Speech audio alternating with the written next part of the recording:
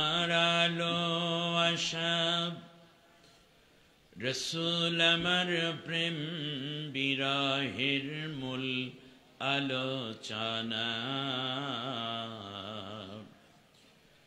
রসুল আমার কাজে কর্মে অনুপ্রেরণা, বালাগল উলাম كشف الدجى بجماله حسنت جميع خصاله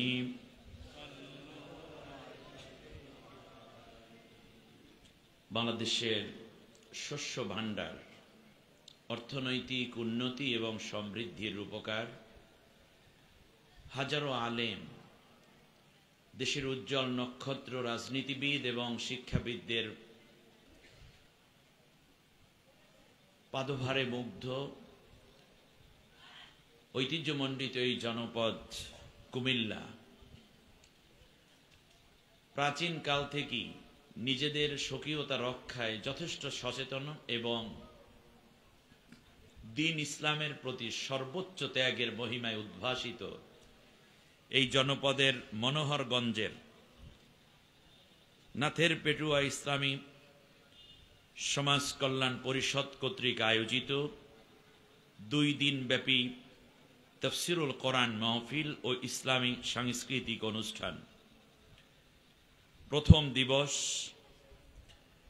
সম্মানিত সভাপতি আয়োজিত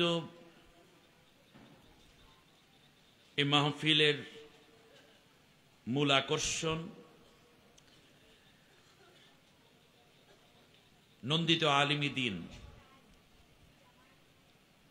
লাখো আলেমের ওস্তাদ, বাংলাদেশের আলেম কুল শিরোমণি, ইসলামী ফাউন্ডেশন বাংলাদেশের সম্মানিত গভর্নর, আন্দর কিল্লা শাহে জামে মসজিদ চট্টগ্রামের খতিব, আওলাদের রসুল হজরতুল আল্লাম সৈয়দ মোহাম্মদ আনোয়ার হোসাইন তহের জাবেরি আল মাদানী আকরামাহুল্লাহ হাফেজাহুল্লাহ বারাকাল্লাহু ফি হায়াতিহি, আমরা সবাই বলি আমিন। আল্লাহ রব্বুল আলামিন হযরতকে যথাসময়ে আমাদের উদ্দেশ্যে যথার্থ কথা বলার তৌফিক দান করুন। আমার আগে চমৎকার কথা বলেছেন হযরত উলামায়ে কেরাম, মঞ্চে উপবিষ্ট আসাতিজায়ে কেরাম, আইম্মা এবং খুতাবায়ে মাসাজিদ, আয়োজিত এই প্রোগ্রামে আমার সামনে উপবিষ্ট মুরব্বিয়ানে করম, প্রাণ প্রিয় যুবক ভাইয়েরা, পর্দার অন্তরালে সম্মানিতা মা বোন, অন্যান্য ধর্মাবলম্বী ভাই বোনদেরকে আন্তরিক মোবারকবাদ জানিয়ে মহান রবের দরবারে প্রাণ ভরে শুকরিয়া আদায় করি, যিনি আমাদেরকে একটি বদলা আবহাওয়া, এই বদলা দুইটা শব্দই বলা যায় বাংলায়, একটি প্রতিকূল পরিবেশের মধ্যেও একটি কোরআনিক আনুকূল্যতা দান করে কোরআনের ছায়া তলে সমবেত হওয়ার তৌফিক দিয়েছেন। প্রাণ ভরে মহান মালিকের দরবারে শুকরিয়া আদায় করি, অবনত চিত্তে সবাই পড়ি আলহামদুলিল্লাহ। আল্লাহ না চাইলে আমরা কেউ এই মাহফিলে আসতে পারতাম না, ঠিক কিনা বলেন? নাথের পেটুয়া ডিগ্রি কলেজ ময়দানে আজকের এই বিশাল তাফসিরুল কোরআন মাহফিল আমাদেরকে নিয়ে যায় কোরআনের মোহনায়। যারা কোরআনকে ভালোবাসে তারা ঘরে থাকতে পারে না। বৃষ্টি ঝরেছে তাই বলে কি কোরআনের মাঠে যাব না? আয়োজকরা চেষ্টা করেছে, চেয়ার দিয়েছে। বৃষ্টি হলে আমাদের কোনোই কাজ থেমে থাকে না। যারা মাদ্রাসায় শিক্ষকতা করেন তারা মাদ্রাসায় চলে যায়, যারা দোকানদারি করে, ক্রয় বিক্রয়, ক্রেতা বিক্রেতা প্রয়োজন বাজারে চলে যায় বৃষ্টির মধ্যেই, নাকি যায় না? যায়। কৃষক বৃষ্টি হলে আর হাল চাষ করতে বের হয় না, ঠিক না? বের হয়। রিক্সা, ভ্যান, অটো চালক বৃষ্টি হলে আর ওই দিন বের হয় না, নাকি বের হয়? সব কাজ যেহেতু বৃষ্টির মধ্যে চলে, অতএব কোরআনের মাহফিল বৃষ্টির মধ্যে ভালো চলবে, ঠিক না বলেন? আমাদেরকে বৃষ্টি থামাতে পারবে না ইনশাআল্লাহ। তার কারণ বৃষ্টিকে আমরা আল্লাহর হুকুমের গোলাম মনে করি, বৃষ্টিকে আমরা রহমত মনে করি। ঠিক তার পাশাপাশি বৃষ্টির মতো তীর সাহাবীদের দিকে এসেছে, বৃষ্টির মতো পাথর সাহাবীদের গায়ে পড়েছে, এরপরেও তারা কোরআনের মাঠ ছেড়ে চলে যান নাই। বিষয়টি কি এরকম নয়? খুব সম্ভব আমাদের প্রধান অতিথি কাছাকাছি আসবেন, এই জন্য মেহমানরা, আজকের মেহমানগণ ওই মেহমানকে রিসিভ করার জন্য যাচ্ছেন। এজন্য আপনাদের মন খারাপ করার কারণ নাই যে শাইখ আলোচনা শুরু করলেন আর হুজুররা চলে যাচ্ছে কেন, কারণ ওনাদের তো ওই হুজুরকে রিসিভ করতে হবে, আওলাদের রসুলকে, এজন্য যাচ্ছেন। আমাকে আগেই বলে রেখেছে যে মাঝখানে এরকম একটা পরিবেশ হবে, তাতে কোনো অসুবিধা নাই, হুজুর আসবেন। আওলাদের রসুল আমারও ব্যক্তিগতভাবে অত্যন্ত শ্রদ্ধার মুরব্বী, আমাকে প্রচন্ড স্নেহ করেন, সুতরাং তিনি আসলে আমার কর্তব্য হবে তাকে ছেড়ে দেয়া। অতএব আজকে বেসিক যেই বিষয় আমরা আলোচনা করতে চাই সে বিষয়টি হচ্ছে জান্নাত এবং জাহান্নাম। কোন আমলে জান্নাত, কোন আমলে জাহান্নাম। আমি আপনাদের কাছে জানতে চাই, আপনারা আসলে কোন দিকে যেতে চান? জাহান্নামের দিকে না জান্নাতের দিকে? সবাই জান্নাতে যেতে চান? আল্লাহ চাওয়াকে পূর্ণ করুন, বলেন আমিন। যারা জান্নাতে যেতে চান তারা দুইটা হাত উঁচু করে আল্লাহকে একটু দেখাই দেন।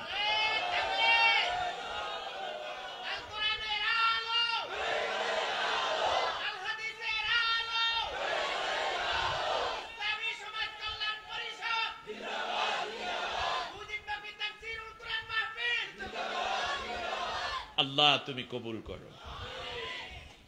জাহান্নামে কেউ যেতে চায় না, জোরে বলেন, জাহান্নামে কেউ যেতে চায় না, কোনো পাগলও যেতে চায় না।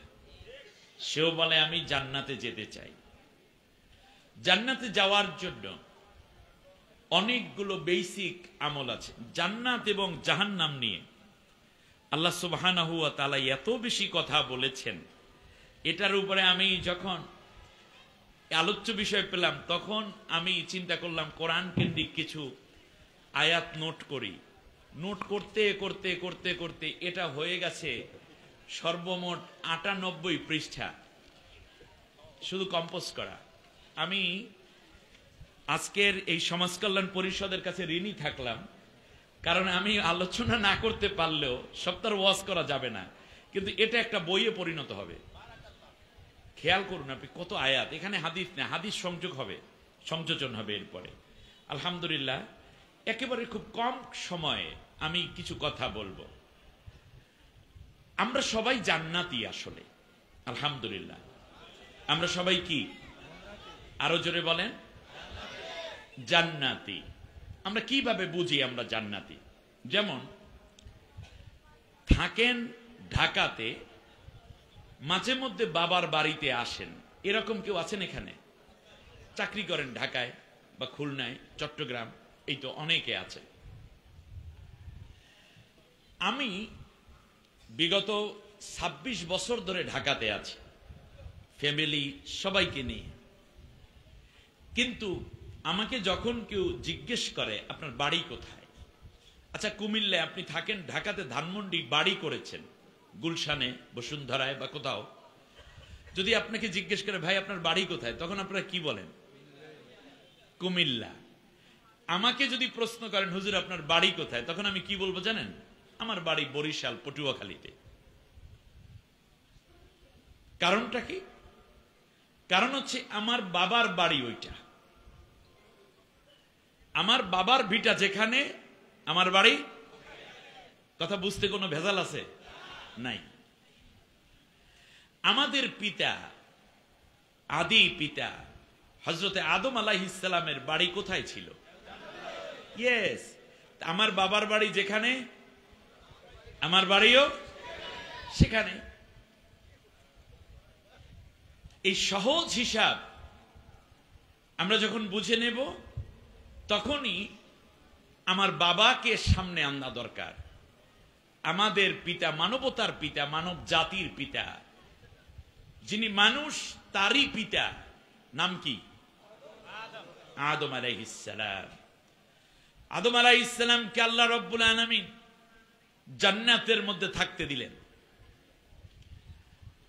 ইয়া আদম উসকুন আনতা ওয়া যাওজুকাল জান্নাহ ওয়া কুলা মিনহা রাগাদান হাইথু শি'তুমা ولا تقربا هذه الشجرة فتكونا من الظالمين।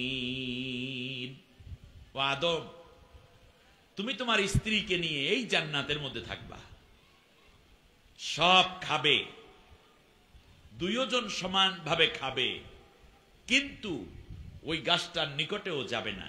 যদি যাও তাহলে জালেম হয়ে যাবা। শয়তান মাঝখানে এসে বলল, এই গাছটার ফল না খাইলে তোমার জীবনই তো সার্থক হলো না। হাল আদুল্লুকুম আলা শাজারাতিল খুলদ, আমি কি তোমাদেরকে এক চিরন্তর বৃক্ষের সুসংবাদ দেব না? কারণ এই বৃক্ষের ফল খাইলে হে আদম হাওয়া, আল্লাহরও সাধ্য নাই তোমাদেরকে জাহান্নাম এই জান্নাত থেকে ফেলে দিবে। নাউজুবিল্লাহ বলেন। আল্লাহ যেটা নিষেধ করেন সেইটা করতে, আল্লাহ যেটা খাইতে নিষেধ করেন সেইটা খাইতে, আল্লাহ যেটা বলতে নিষেধ করেন সেইটা বলতে যে প্রলুব্ধ করে, যে উৎসাহ যোগায়, ওয়াসওয়াসা দেয়, তার নাম কি? দুনিয়ায় কত খাবার আছে, শয়তান বলে লাল পানি, তথা যদি মাদকই না খাও তাই খাইলি কি? একটু মদ খাবি না তুই কি ধনী হইলি? একটু ফেন্সিডিল খাবি না তাই কি যুবক হলি? একটু গাজায় টান দিবি না, তোর জীবনই তো ব্যর্থ। একটু ইয়াবাই চমক দিলি না, ঘ্রাণ নিলি না, তো তুই মানুষ হিসেবে কি করলি? তুমি এত সুন্দরী হলে অথচ ফেসবুকে একটা চেহারা দেখাইলে না। এই সৌন্দর্যের কোনো দাম আছে? এডিট টেডিট কইরা ফেসবুকে দিয়ে দেয়। তুমি এত সুন্দর কণ্ঠ হলে একটা গান যদি ইসলামের বিরুদ্ধে না গাইলে তোমার কণ্ঠের দামটা কি রইল? মানে শয়তান আপনাকে প্রলুব্ধ করে আল্লাহ নিষিদ্ধ কাজের প্রতি। এক পর্যায়ে আল্লাহ রব্বুল আলামিনের নিষিদ্ধ ফল আদম খাইলেন, হাওয়াও খাইলেন। আল্লাহ বলছেন খাইলে কি হবে? জালেম হবে। বলেন কি হবে? এবার আদম আলাইহিস সালাম ফল খাওয়ার পরে কি হয়ে গেলেন? জালেম হয়ে গেলেন। এই জন্য তিনি দোয়াও করলেন সেইভাবে, রব্বানা যালামনা আনফুসানা ওয়া ইল্লাম তাগফির লানা ওয়া তারহামনা লানাকুনান্না মিনাল খাসিরিন। ও আল্লাহ, আমি আমার নিজের উপর জুলুম করে ফেলেছি, এখন তুমি যদি আমাকে মাফ না করো, আমাদেরকে যদি রহম না করো, তাহলে আমার এই জীবন আর আমি রাখবো না, আমি নিজে নিজে ধ্বংস হয়ে যাব। আল্লাহু আকবার। আল্লাহ বলছেন কি হয়ে যাবা? ফাতাকুনা মিনাস। আর তিনি দোয়া করলেন রব্বানা যালামনা, কারণ আদম জানে এই আল্লাহ নিষিদ্ধ কাজ যে করে সে জালেম হয়। জোরে বলেন কি হয়? আমরা বলতে পারি যে একটা ফল খাইলো তাতে জালেম হইল। জালেম কাকে বলে? ওয়াদউ শাইইন ফি গায়রি মাহাল্লিহি, কোন কিছুকে যথাস্থানে না রাখা, এইটাই হলো জুলুম। জোরে বলেন। কোন জিনিস যথাস্থানে না রাখা সেইটা কি? জুলুম। আল্লাহ রব্বুল আলামিন আমাদেরকে দিয়েছেন জ্ঞান। আল্লাহ রব্বুল আলামিন চেয়েছেন এই তোমাদের উপর একটা আমানত দিলাম, তোমার সামনে কোরআনের বিধানের একটি দাওয়াত আসবে, কোরআন বাইরে অন্য মানব রচিত মতবাদের বিধান আসবে, দুই দিকে দুইটা মার্কা আসবে, সিল আসবে, দেয়ার অধিকার থাকবে। তুমি কোনটার উপরে মারতেছো? যেইটা দিলে আমি আল্লাহর দিন বিজয় হয়, সেইটার বাইরে দেওয়া কাইন্ডস অফ জুলুম হবে। হিসাব বুঝতে কষ্ট হয়েছে আপনাদের? অতএব আমাদের সবসময় খেয়াল রাখতে হবে আমরা যেন ন্যাকের পক্ষে থাকি, হকের পক্ষে থাকি। কোন জিনিস যেখানে দেয়া দরকার তার বাইরে দিয়ে যেন জুলমের শিকার না হই। এটা নিয়ে ব্যাপক ব্যাপক আলোচনা হয়তো কোনো এক মাহফিলে হবে। অতএব আমরা যেই জিনিসটা যেখানে রাখা দরকার, নৌকা রাখার কথা কোথায়? সেইটারে রাস্তার মধ্যে বহু টানাইছে, ওটাও জুলুম ছিল, ঠিক কিনা বলেন? আলেম ওলামাদের কথা ছিল তারা সম্মানের সাথে রাখবে, কিন্তু সেই আলেমদের হাতের মধ্যে চোরের রশি পরাইয়া, ডাকাইতের হাত করা পরাইয়া, বেরুয়া পরাইয়া, শিকল পরাইয়া তাদেরকে আয়না ঘরের মধ্যে রাখা, ফাঁসির মঞ্চে নেওয়া, হত্যা করা, নির্যাতন করা ছিল জুলুম। সেই জুলুমের খেসারত দিতে গিয়ে জালেমরা দাদার দেশে পালিয়ে গেছে। ঠিক কিনা বলেন?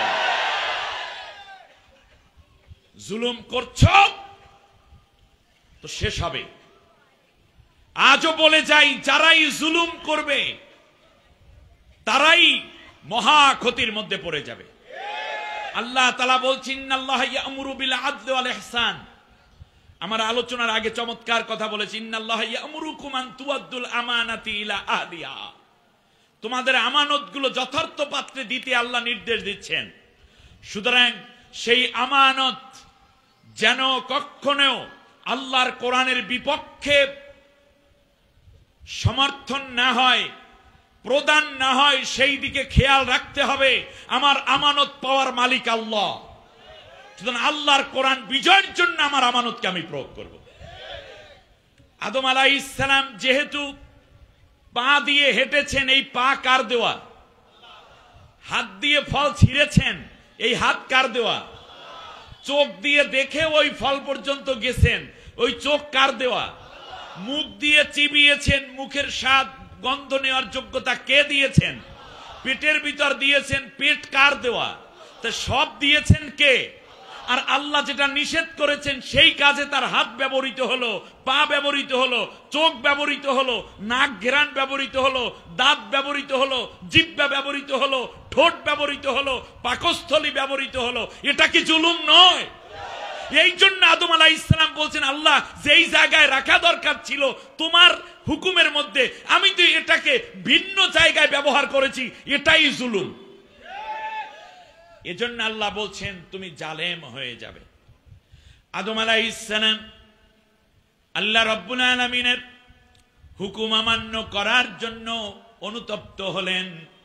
তিনি আল্লাহ রাব্বুল আলামিনের কাছে ক্ষমা চাইলেন।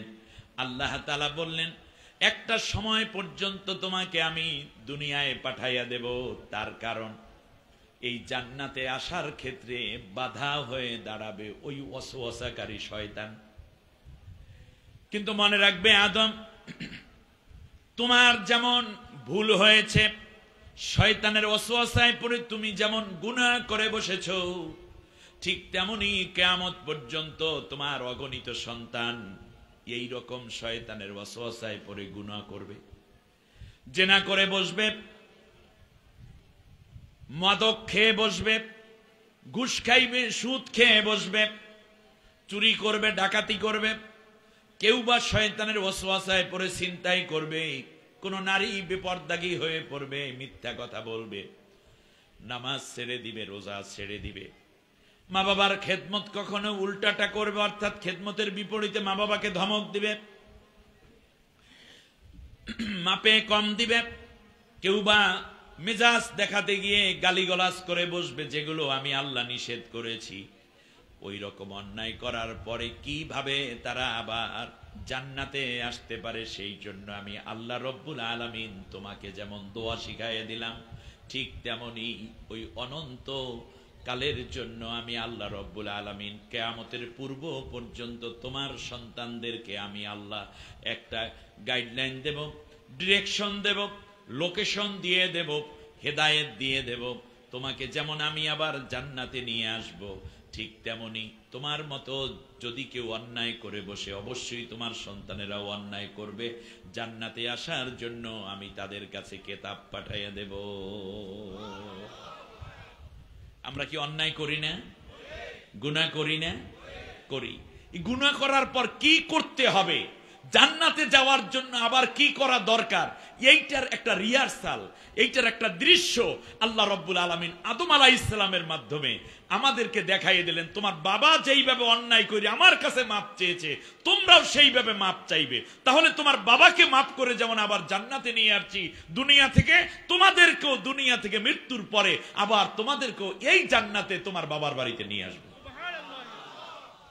হিসাব কঠিন না সহজ? মাঝখানে বাধা হয়ে দাঁড়ায় জাহান্নামীরা। ওই জাহান্নামে নেওয়ার জন্য শয়তান একটা পথ আবিষ্কার করল। শয়তান বলল, আল্লাহ তাআলা যেই কারণে আমি এই আদমকে সিজদা না করার কারণে আমি জাহান্নামী হয়ে গেলাম। জান্নাতের পথে পথে সিরাতাকাল মুস্তাকিম লা আকুদান্না সিরাতাকাল মুস্তাকিম, তোমার একটা বান্দা একটা বান্দিও যেন জান্নাতে আসতে না পারে, সেই জন্য জান্নাতের মাঝখানে আমি বসে দাঁড়াইয়া এবং চিৎকার করে আওয়াজ করে করে বিভিন্ন স্টাইলে বিভিন্ন কায়দায় এই সঠিক পথে জান্নাতের পথে বাধা দিতে থাকবো, আর আমি আমার সাথী বানাইয়া সবগুলারে জাহান্নামে নিয়ে যাব। আল্লাহ রাব্বুল আলামিন এবার বললেন, শোনো, فَإِمَّا يَأْتِيَنَّكُم مِّنِّي هُدًى فَمَن تَبِعَ هُدَايَ فَلَا خَوْفٌ عَلَيْهِمْ وَلَا هُمْ يَحْزَنُونَ। আল্লাহ রাব্বুল আলামিন সূরা বাকারার ৩৮ নম্বর আয়াতের মধ্যে বলে দিলেন, কোনো চিন্তা নাই, আমি আল্লাহ তাআলা আমার উপর থেকে একটা রশি পাঠাবো, হেদায়েতের রশি পাঠাবো। ওই হেদায়েতের রশির নাম তাওরাত, হেদায়েতের রশির নাম ইনজিল, হেদায়েতের রশির নাম জাবুর। শেষ হেদায়েতের গ্রন্থের নাম কি? জোরে বলেন, নাম কি? আল কোরআন। আল্লাহ রাব্বুল আলামিন বললেন, যারা এই কোরআন এবং অন্যান্য কিতাব যা ছিল যুগে যুগে, বিশেষ করে শেষ জামানায় কোরআনকে যারা শক্ত করে ধারণ করবে, আমি আল্লাহ রাব্বুল আলামিন তাদেরকে জান্নাতে নিয়ে আসব। তাদের জন্য কোনো ভয় নাই, তাদের জন্য কোনো দুশ্চিন্তাও নাই। কথায় কোনো বুঝে অসুবিধা আছে? আর শয়তান বলল, আল্লাহ তাআলা লা আতিয়ান্নাকা মিন বাইনি আইদিহিম ওয়া আন শিমাইলিহিম। সে বলল, আল্লাহ তাআলা, আমি তাদের ডান দিক থেকে আসব, বাম দিক থেকে আসব, সামনে থেকে আসব এবং পেছন দিক থেকে আসব। শয়তান ৪ দিক থেকে আসবে। কয় দিক থেকে? কথা কন না। ৪ দিক থেকে।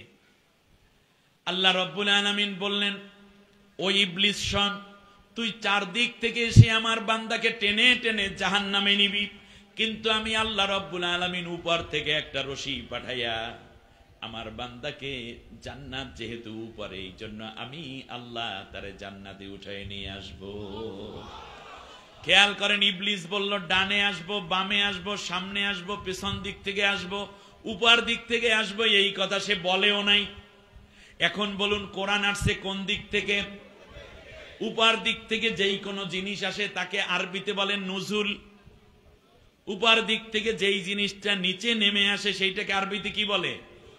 এই জন্য বৃষ্টি নাজিল হয়। আল্লাহ বললেন, হুয়াল্লাযী আনজালা মিনাস সামাই মাআ, আমি আসমান থেকে কি করলাম? পানি নাজিল করলাম। কোরআনের ক্ষেত্রেও আল্লাহ রাব্বুল আলামিন বলেন, ইন্না আনজালনাহু ফি লাইলাতিল কদর, লাইলাতুল কদরে আমি কোরআন কি করেছি? নাজিল করেছি। তাহলে বোঝা যায় কোরআন নাজিল হয়েছে কোত্থেকে? শয়তান টানে কয় দিক থেকে? ৪ দিক থেকে। আর আল্লাহ রশি ফেলাইছেন কোন দিক থেকে?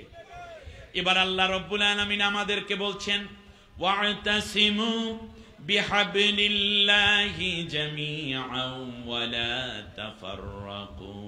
ও আমার বান্দা বান্দিরা, সবাই মিলে আমার কোরআনের রশিটা শক্ত কইরা ধর। কোন রশি? ৮ রশি, ৯ রশি, ১৬ রশি না, কয় রশি? ওই রশির নাম কি? আজকে কি আমরা সিদ্ধান্ত নিতে পারি আগামী দিনগুলোতে আমরা কেবল কোরআন কি ধারণ করব, কোরআনের বাইরে যা কোন রশি ধরব না? কালমার্সের রশি, লেনিনের রশি, মাওসুতুংয়ের রশি, ফ্রয়েডের রশি, হেগেলের রশি, সমাজতন্ত্রের রশি, পুঁজিবাদের রশি, অন্য অনেক রশি শয়তান আমাদের জন্য ফলাইয়ে রাখছে। আর আমার আল্লাহ রশি দিয়েছেন, আসমান থেকে নাজিল করেছেন। আগামীর দিনগুলোতে আল্লাহর কোরআন বিজয়ের জন্য কেবল কোরআনের রশি ধরব, অন্য কোন রশি ধরব না। যারা তারা 2টা হাত উঁচু করে আল্লাহকে দেখা।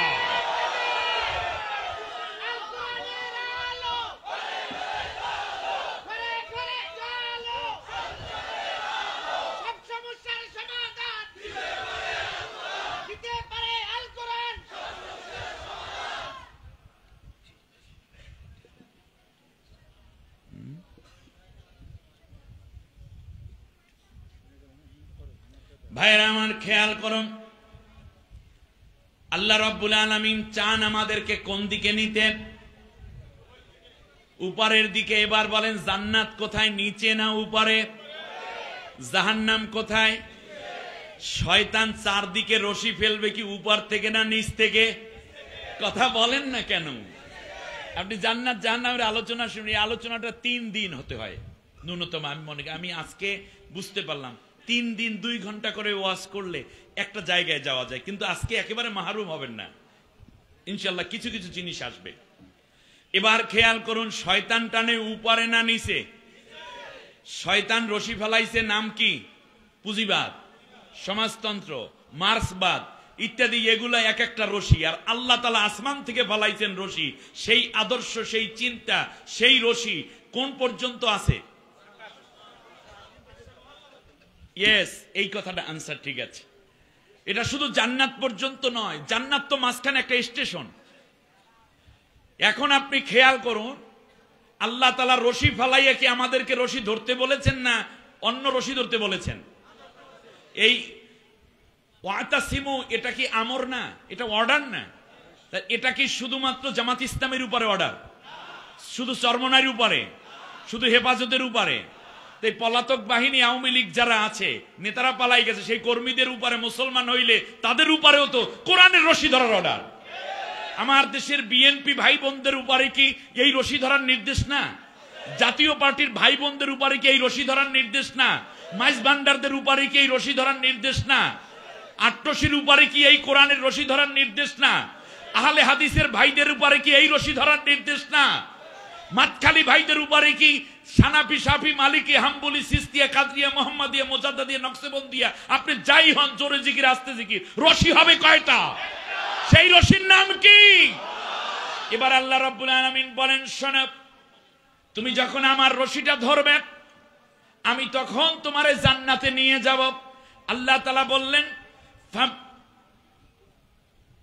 আল্লাহ রাব্বুল আলামিন বললেন, শোনো, ফাকাদ ইসতামসাকা বিল উরওয়াতিল উসকা লান ফিসামা লাহা আল্লাহু সামিউন আলিম। সুবহানাল্লাহ। যদি আমার রশি কেউ ধরো, তাহলে আমি তাকে চিনি, আমি তাকে টেনে আমার জান্নাত পর্যন্ত উঠাইয়া নিয়ে আসব। পৃথিবীর কোনো শক্তি কিংবা অপশক্তি নাই আমার রশি থেকে আমার বান্দাকে ছিনাইয়া নিতে পারে। সুবহানাল্লাহ। এই রশি ধরলেন হযরতে বেলাল রাদিয়াল্লাহু তাআলা আনহু। উমাইয়া বিন খালদ তাকে কত টানাটানি করলো, ছুটাইতে পারছে নাকি? এই রশি ধরলেন হযরতে ওমর রাদিয়াল্লাহু তাআলা আনহু। পৃথিবীর কোনো মোহ তাকে ফিরাতে পারে নাই। হযরতে মুসআব বিন উমাইর এই রশি ধরলেন, পৃথিবীর কোন শক্তি জীবন ছিনিয়ে নিয়েছে, কিন্তু কোরআন থেকে তার সমর্থন উঠাইতে পারে নাই। এই রশি ধরলেন আল্লামা সাইদি সাহেব। পৃথিবীর কত লোক, পৃথিবীর কত ভয় ভীতি তাকে দেখানো হলো, তার কারণে এই রশি যিনি একবার ধরেন, পৃথিবী থেকে, দেহ থেকে জীবন চলে যায়, কিন্তু অন্তর থেকে কোরআনের রশি ছুটে যায় না। এমনি করে করে শাহাদাতের তামান্না একের পর এক শহীদ হয়ে যায়। কত স্কুল কলেজ ইউনিভার্সিটিতে পড়ুয়া ছেলে পান, তারাও এই রশি একবার যখন কোরআনের রশিটা ধরলো, জীবনটা চলে যায়, এরপরেও রশি হাত থেকে ছিঁড়ে যায় না। আজকের থেকে আমার আল্লাহ বললেন, এই রশিটা ধরো, আর এই রশির এক প্রান্ত আমি আল্লাহর হাতে। একবার যদি আমার রশি ধারণ করো, পৃথিবীর কেউ ছিনাইয়া নিতে পারে না। সেই সময় তাওরাতের রশি ধরলেন মুসা আলাইহিস সালামের দাওয়াতের মাধ্যমে হযরতে আসিয়া রাদিয়াল্লাহু তাআলা আনহা। ওই রশি যে একবার ধরছেন, ফিরাউন তাকে উত্তপ্ত তেলের মধ্যে ফেলে নির্যাতন করে, এরপরেও রশি ছাড়ে না। সুবহানাল্লাহ। জান্নাত কোথায়? উপরে, আল্লাহর আরশ উপরে। আল্লাহ বলছেন, এই রশির এক প্রান্ত আমার হাতে, আর এক প্রান্ত দুনিয়ায়। আল্লাহ রব্বুল আলামিন এবার বললেন, এই রশিটাকে শক্ত করে ধরো। আমরা অনেক সময় মুরিদ হইতে যাইয়া পীরের দেওয়া পাগড়িটা শক্ত কইরা ধরি। একটা ধরবেন, অসুবিধা নেই, আমি 2 পীরের মুরিদ, সমস্যা নাই। নিয়মিত তরিকার হক আদায় করি, সবক আদায় করি, 3 চিল্লার সাথে আমি, কোনো অসুবিধা নাই। কিন্তু মনে রাখবেন, এটা ইসলার জন্য পীর মাশায়েখদের কাছে যাবেন, নিজের দিলটা নরম করার জন্য মাঝে মধ্যে তাবলীগ জামাতে আপনি যায়েন।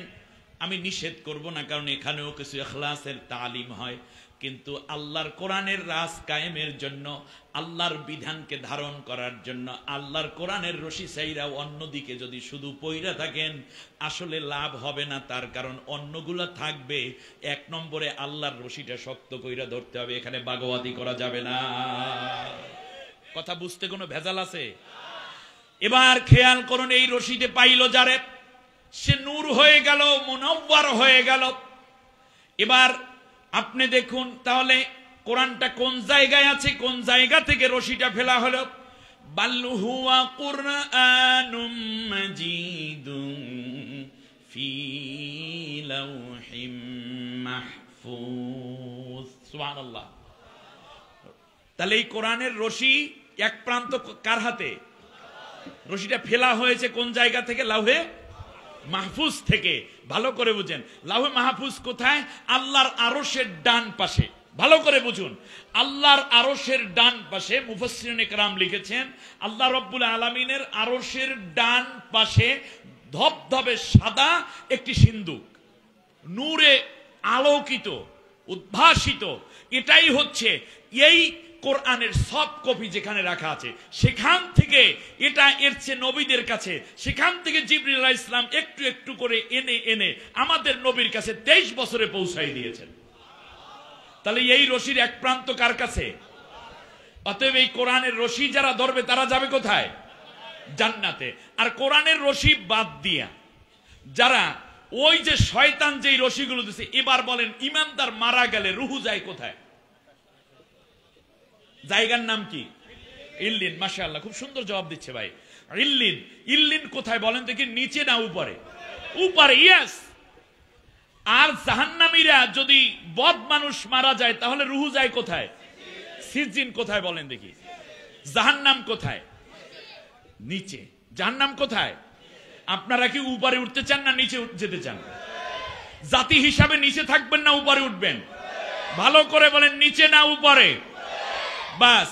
তাহলে উন্নতি বলেন, প্রগতি বলেন, দেশের সমৃদ্ধি বলেন, অর্থনৈতিক সামর্থ্য বলেন, সাংস্কৃতিক বিকাশ বলেন, প্রযুক্তির উন্নতি বলেন, যা কিছু করতে যদি চান তাহলে উপরের রশি ধরতে হবে।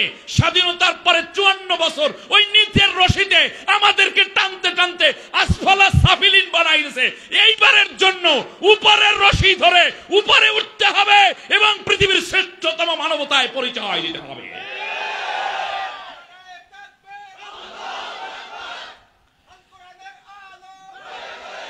রশি ধরেছেন নিচের আর বলছেন আপনি উপরে যাইবেন। এই ধরনের চিন্তা বাদ দেন। উপরে উঠতে হলে উপরের রশি লাগবে।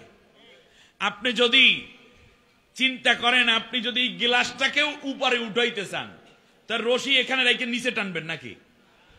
যেই রশিটা উপরে লাগানো সেইটার সাথে বাইন্ধা দেবেন, দেখবেন টেনে টেনে সে উপরের দিকে উঠাইবে। তাহলে উপরের থেকে আল্লাহ যে রশি দিয়েছেন তার নাম কি? ফেরেশতারা থাকে কোথায়? উপরে। হীরা।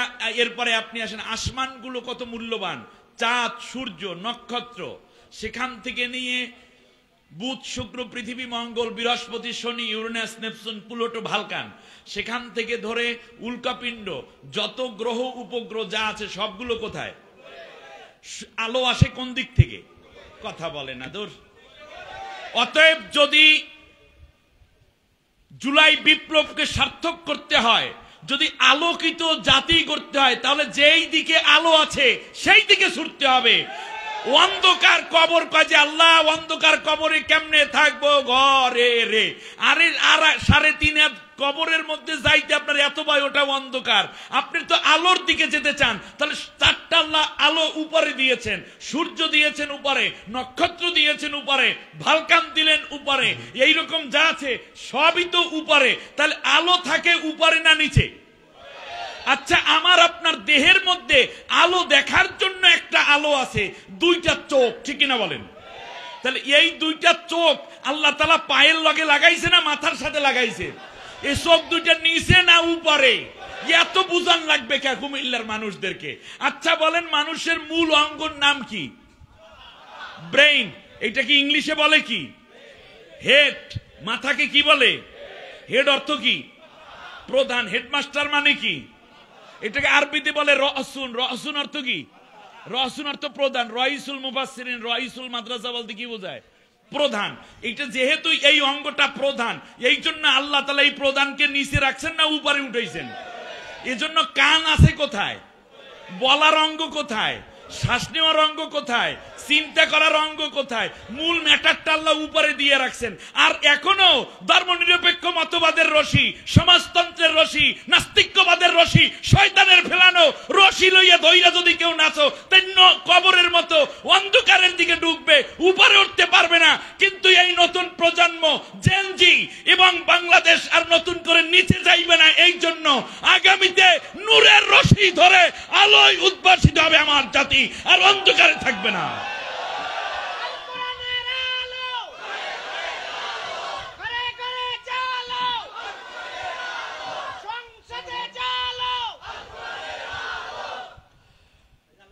আল্লাহ রাব্বুল আলামিন বলেন, শোনো, আলিফ লাম রা, কিতাবুন আনজালনাহু ইলাইকা লিতুখরিজান নাসা মিনাজ যুলুমাতি ইলান নূর।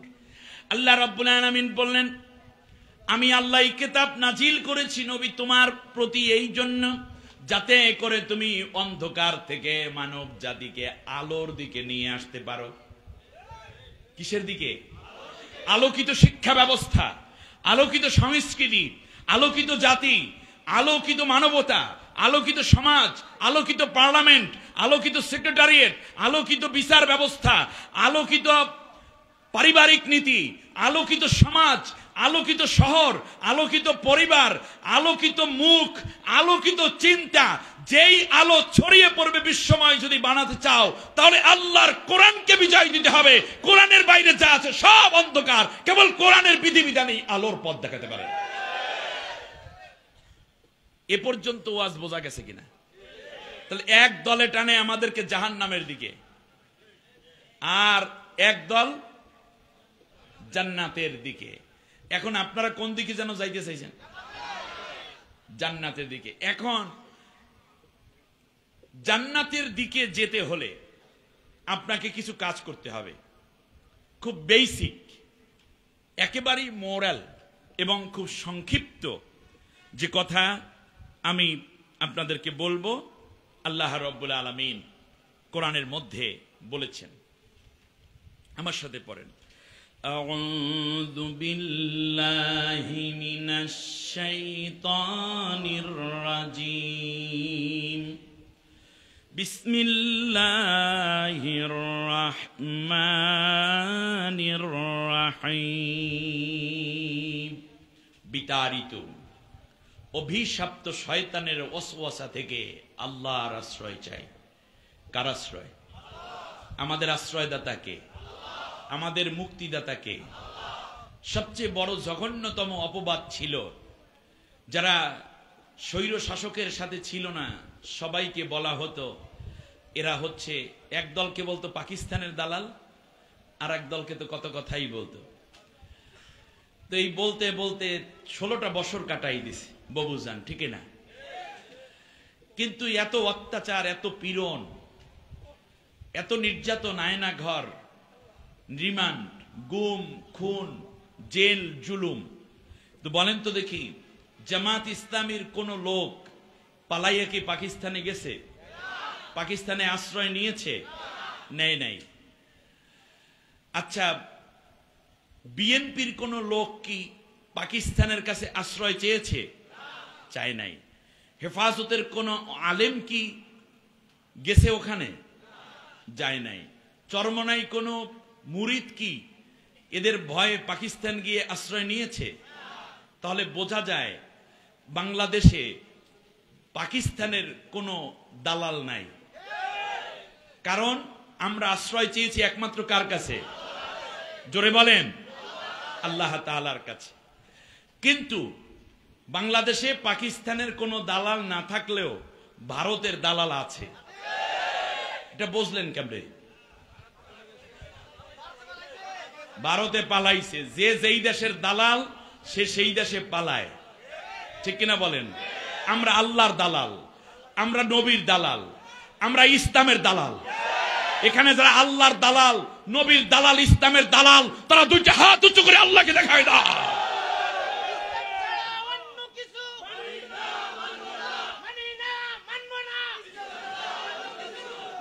আল্লাহ, কারণ এই দালালি করার জন্য আল্লাহ আমাদেরকে পাঠাইছে।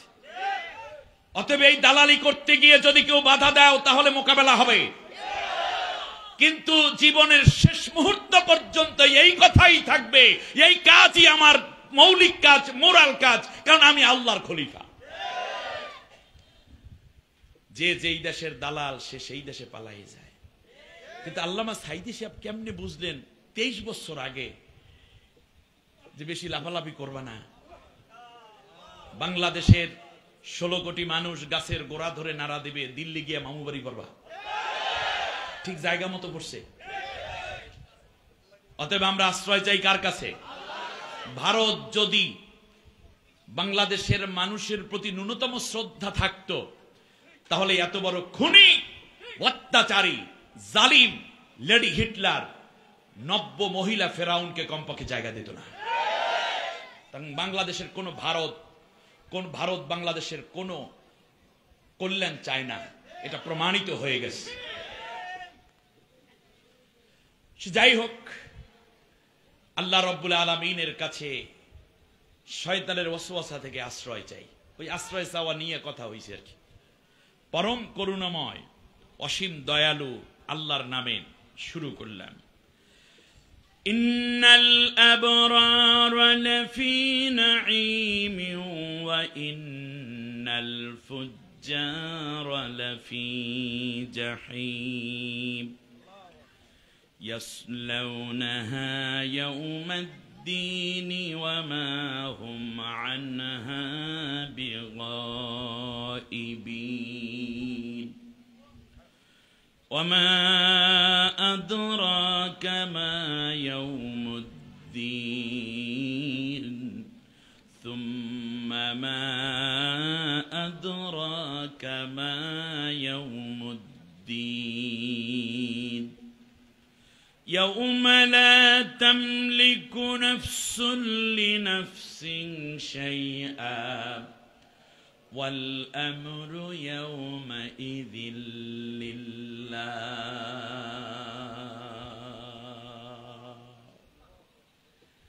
آمنت بالله। নিঃসন্দেহে নেককার মানুষগুলো, সৎকর্মপরায়ণ মানুষগুলো থাকবে নেয়ামতে পরিপূর্ণ এক অনন্য উদ্যানের মধ্যে। আর যারা অপরাধী তারা থাকবে দাউ দাউ করে জ্বলে থাকা আগুনের মধ্যে, পুড়তে থাকা বারবার এক বিভৎস পরিবেশের মধ্যে।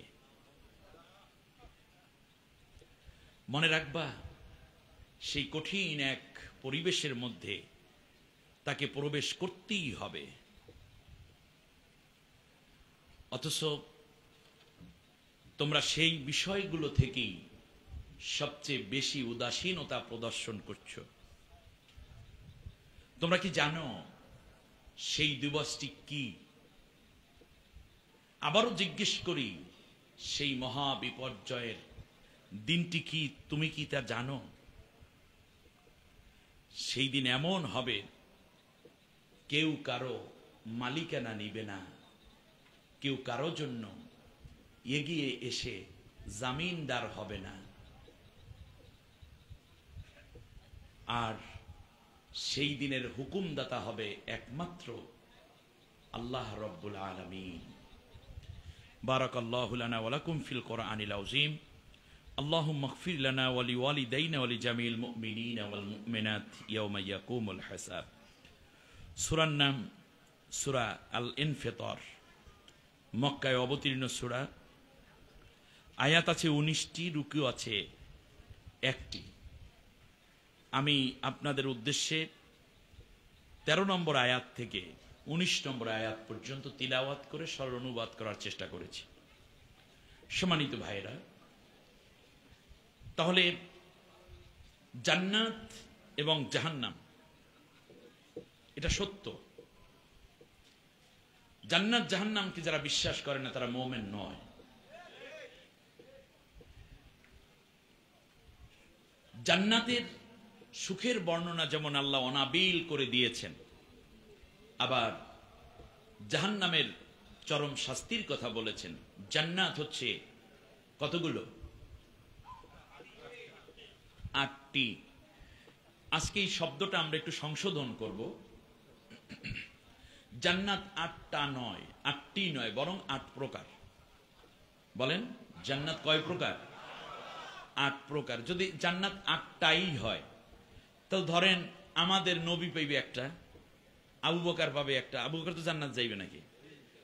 ওমর, উসমান, আলী, তলহা, জুবাইর, এখানে তো 10 জনকে সুসংবাদ নবী নিজেই দিয়ে গেছে। জান্নাতের মধ্যে আল্লাহ তাআলা কোরআনের মধ্যে বহু মানুষকে জান্নাতের সুসংবাদ দিয়েছেন। তাহলে কি হবে বলেন? এর আগে মুসা আলাইহিস সালাম কোথায় যাবে? তাহলে ঈসা আলাইহিস সালাম কোথায় যাবে? নূহ আলাইহিস সালাম কোথায়? তারা তো জান্নাতি।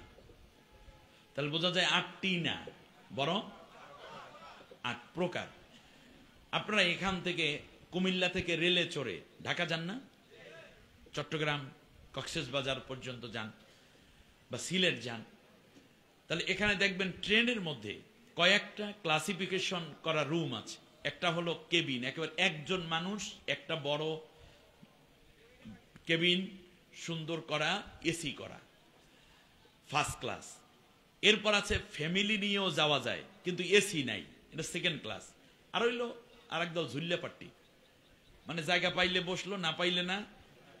এ হলো ঝুল্লাপাট্টি, ঠিক আছে? যেভাবে পারে ধাক্কাই ধুক্কাইয়া গন্তব্যে পৌঁছায়, এটা থার্ড ক্লাস, কিন্তু গন্তব্যে যেতে পারবে। জান্নাতেও আল্লাহ রাব্বুল আলামিন 8টা শ্রেণী করে রেখেছেন। এই শ্রেণীগুলো আল্লাহ কোরআনের মধ্যে বলেছেন।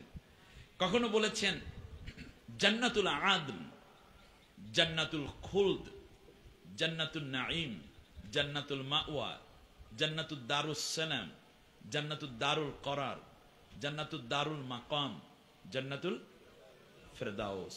সুবহানাল্লাহ। আল্লাহ রাব্বুল আলামিন 8 প্রকার জান্নাত দিলেন। এরপর আবার বললেন, শোনো দুনিয়ার মানুষেরা, আমি আল্লাহ রাব্বুল আলামিন জাহান্নাম তৈরি করেছি। জাহান্নাম হলো আবার 7 প্রকার। কয় প্রকার? লাহা সাবআতু আবওয়াবিল লিকুল্লি বাবিম মিনহুম জুজউম মাকসুম।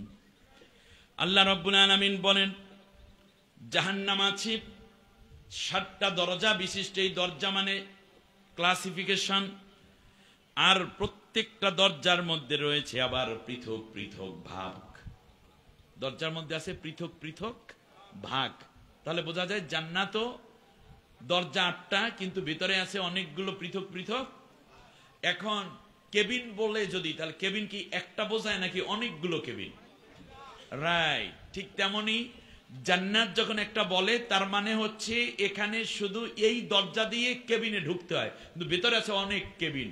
এখন কত জান্নাত আছে সেটা বোঝানোর জন্য আমরা যদি একটা বিষয় শুধু খেয়াল করি, মেরাজের রাতে রাসূল সাল্লাল্লাহু আলাইহি ওয়াসাল্লাম 7ম আসমানের উপরে দেখতে পেলেন অনেকগুলো উট এভাবে যাচ্ছে, প্রত্যেকের পিঠে একটা করে বাক্সের মতো। এটা একটা জাস্ট আল্লাহ রাব্বুল আলামিন একটা উদাহরণ বানিয়ে রেখেছে। এটা বেসিক বিষয় না, মূলত উদাহরণ বোঝাতে গিয়ে আল্লাহ তাআলা হয়তো এটা করেছেন ওই দিন। জিবরিল আলাইহিস সালামকে জিজ্ঞেস করা হলো, জিবরাইল এই জিনিসগুলো কি? বলল যে এটার প্রত্যেকের পিঠের মধ্যে আছে জান্নাত। প্রত্যেকের পিঠের মধ্যে কি? জান্নাত। বলল যে তাহলে এরা কোথায় যাচ্ছে? জিবরিল আলাইহিস সালাম বললেন যে, ইয়া রাসূলুল্লাহ, আমি যেই দিন সৃষ্টি হয়েছি সেই দিন আমি তাকিয়েছিলাম এদের দিকে, এদের কিছু চলতে দেখি, এটা শেষটা কোথায় শুরু কোথায় তা আমি এখনো পর্যন্ত খুঁজে পাইনি। একজন ইমানদারকে আল্লাহ রাব্বুল আলামিন জান্নাত দেবেন কমপক্ষে 6টা করে। একেবারে কম ইমানদার যিনি, ন্যূনতম ইমানদার যিনি পাবেন, তিনি পাবেন 6টা জান্নাত। আল্লাহ রাব্বুল আলামিন সূরা আর রহমানের মধ্যে এক একজন মুমিনকে 4টা করে জান্নাত দেওয়ার ওয়াদা করেছে। জান্নাতান, জান্নাতাইনি দান, এগুলো শুনেছেন কিনা আয়াতগুলো? যাই হোক, আল্লাহ রাব্বুল আলামিন বলেন ইন্নাল আবরার লাফি নাঈম, নিয়ামতপূর্ণ জান্নাতে থাকবে যারা নেক কাজ করেওয়ালা সৎকর্ম পরায়ণ মানুষগুলো। সুবহানাল্লাহ বলেন। তারা থাকবে কোন জান্নাতে? জান্নাতুন নাঈম। জান্নাতুন নাঈম মানে হচ্ছে নিয়ামতপূর্ণ জান্নাত। আল্লাহ রাব্বুল আলামিন আবার কখনো বলেছেন জান্নাতুল ফিরদাউসে কেউ যাবে, জান্নাতুল আদনে কেউ যাবে, জান্নাতুল খুলদে কেউ যাবে। জান্নাত মানেই অনন্য এক প্রাপ্তি। আল্লাহ রাব্বুল আলামিনের হাবিব আমার নবী ও আমাদের নবী আল্লাহর কাছে দোয়া করে, আল্লাহুম্মা ইন্নী আসআলুকাল জান্নাতা ওয়া নাউযু বিকা মিনান নার। আল্লাহ, আমরা তোমার কাছে জান্নাত চাই, জাহান্নাম থেকে কি চাই? আল্লাহুম্মা আজিরনি মিনান, আরো জোরে বলেন, আল্লাহুম্মা আজিরনি মিনান নার। রব্বানা আতিনা ফিদ দুনিয়া হাসানা ওয়া ফিল আখিরাতি হাসানা ওয়া কিনা আযাবান নার। সুবহানাল্লাহ। আমরা জাহান্নাম থেকে কি চাই? পানাহ চাই, আর জান্নাত পেতে চাই। কিন্তু খেয়াল করে দেখুন, আল্লাহ রাব্বুল আলামিন বলেন, শোনো, এই জান্নাতে যাওয়ার জন্য কিছু কাজ তোমাকে করতে হবে, কিছু কাজ ছাড়তে হবে। সুবহানাল্লাহ বলেন। বলেন, কিছু কাজ করতে হবে, কিছু কাজ ছাড়তে হবে। জান্নাত, আল্লাহ রাব্বুল আলামিন বলেন, শোনো, ওয়াসিকাল্লাযীনা তাকাউ রাব্বাহুম ইলাল জান্নাতি যুমারা, মুত্তাকিন বান্দা বান্দিকে কিয়ামতের দিন জান্নাতে অভ্যর্থনা দেয়া হবে। এই জান্নাতে অভ্যর্থনা দেওয়ার ক্ষেত্রে কেমন অবস্থা হবে? আল্লাহ রাব্বুল আলামিন বলতেছেন, লা ইয়াসমাউনা ফিহা লাগওয়ান ওয়ালা তা'সীমা ইল্লা কিলান সালামান সালামা। আল্লাহু আকবার। জান্নাতীরা যখন জান্নাতে যাবে, দুই পাশে ফেরেশতা থাকবে, হুরেরা থাকবে, গ্লেমানরা থাকবে। জান্নাতের সাজানো বিভিন্ন রকম সাজসজ্জা থাকবে। তারা কোনো কথা শুনবে না, শুধুমাত্র শুনবে সালাম, আসসালাম। আর বান্দারা বলবে তাহিয়াতুহুম ফিহা সালামুন ওয়া আখিরু দাওয়াহুম আনিল হামদুলিল্লাহি রাব্বিল আলামিন। সুবহানাল্লাহ। জান্নাতি মানুষেরা শুধু শুনবে সালাম, আসসালামু আলাইকুম, আসসালামু আলাইকুম। জান্নাতি মানুষগুলো বলবে ওয়া আলাইকুমুস সালাম, ওয়া আলাইকুমুস সালাম।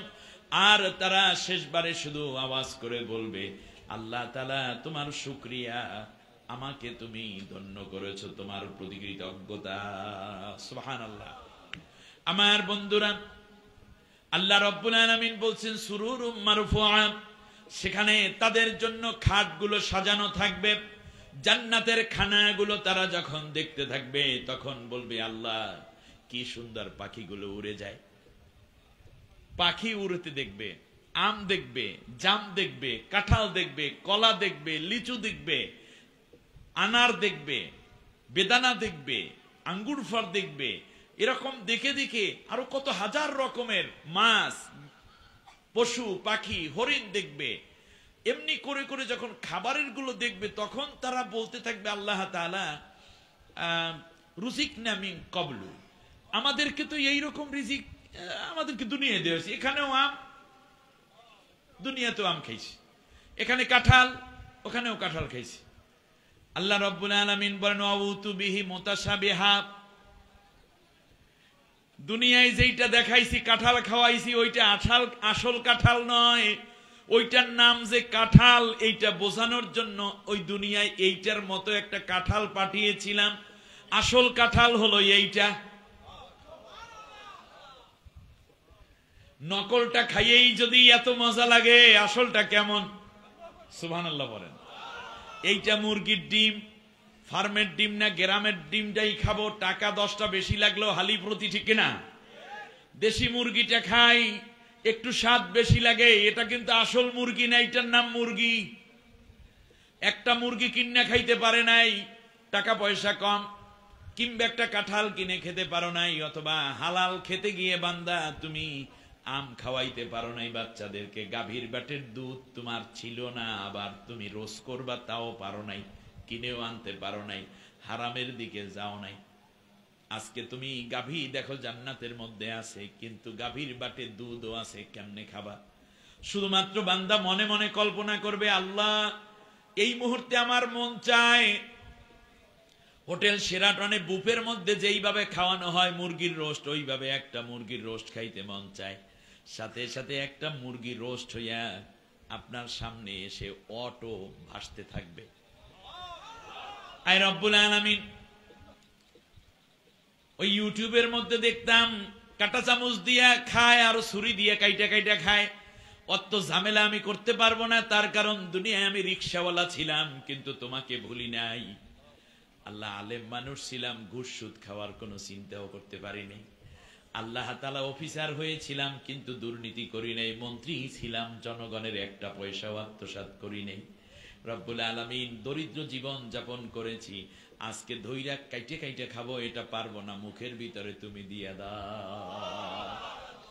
আস্তে করে মুরগির রান ছিঁড়ে মুখের ভিতরে যাবে, বান্দা চাবাইয়া চাবাইয়া আরাম করে খাবে, আর হাড্ডিটা আলাদা হয়ে যাবে, এমনি করে পুরা গোশতটা খাবে। আবার ডাক্তার বলবে না 2 পিসের বেশি খাবেন না, তার কারণ জান্নাতের খানা খাইলে কোনো মানুষের হার্টেও ব্লক হবে না, আর কোনো প্রেসারও বাড়বে না, ডায়াবেটিসও হবে না। বলুন মারহাবা।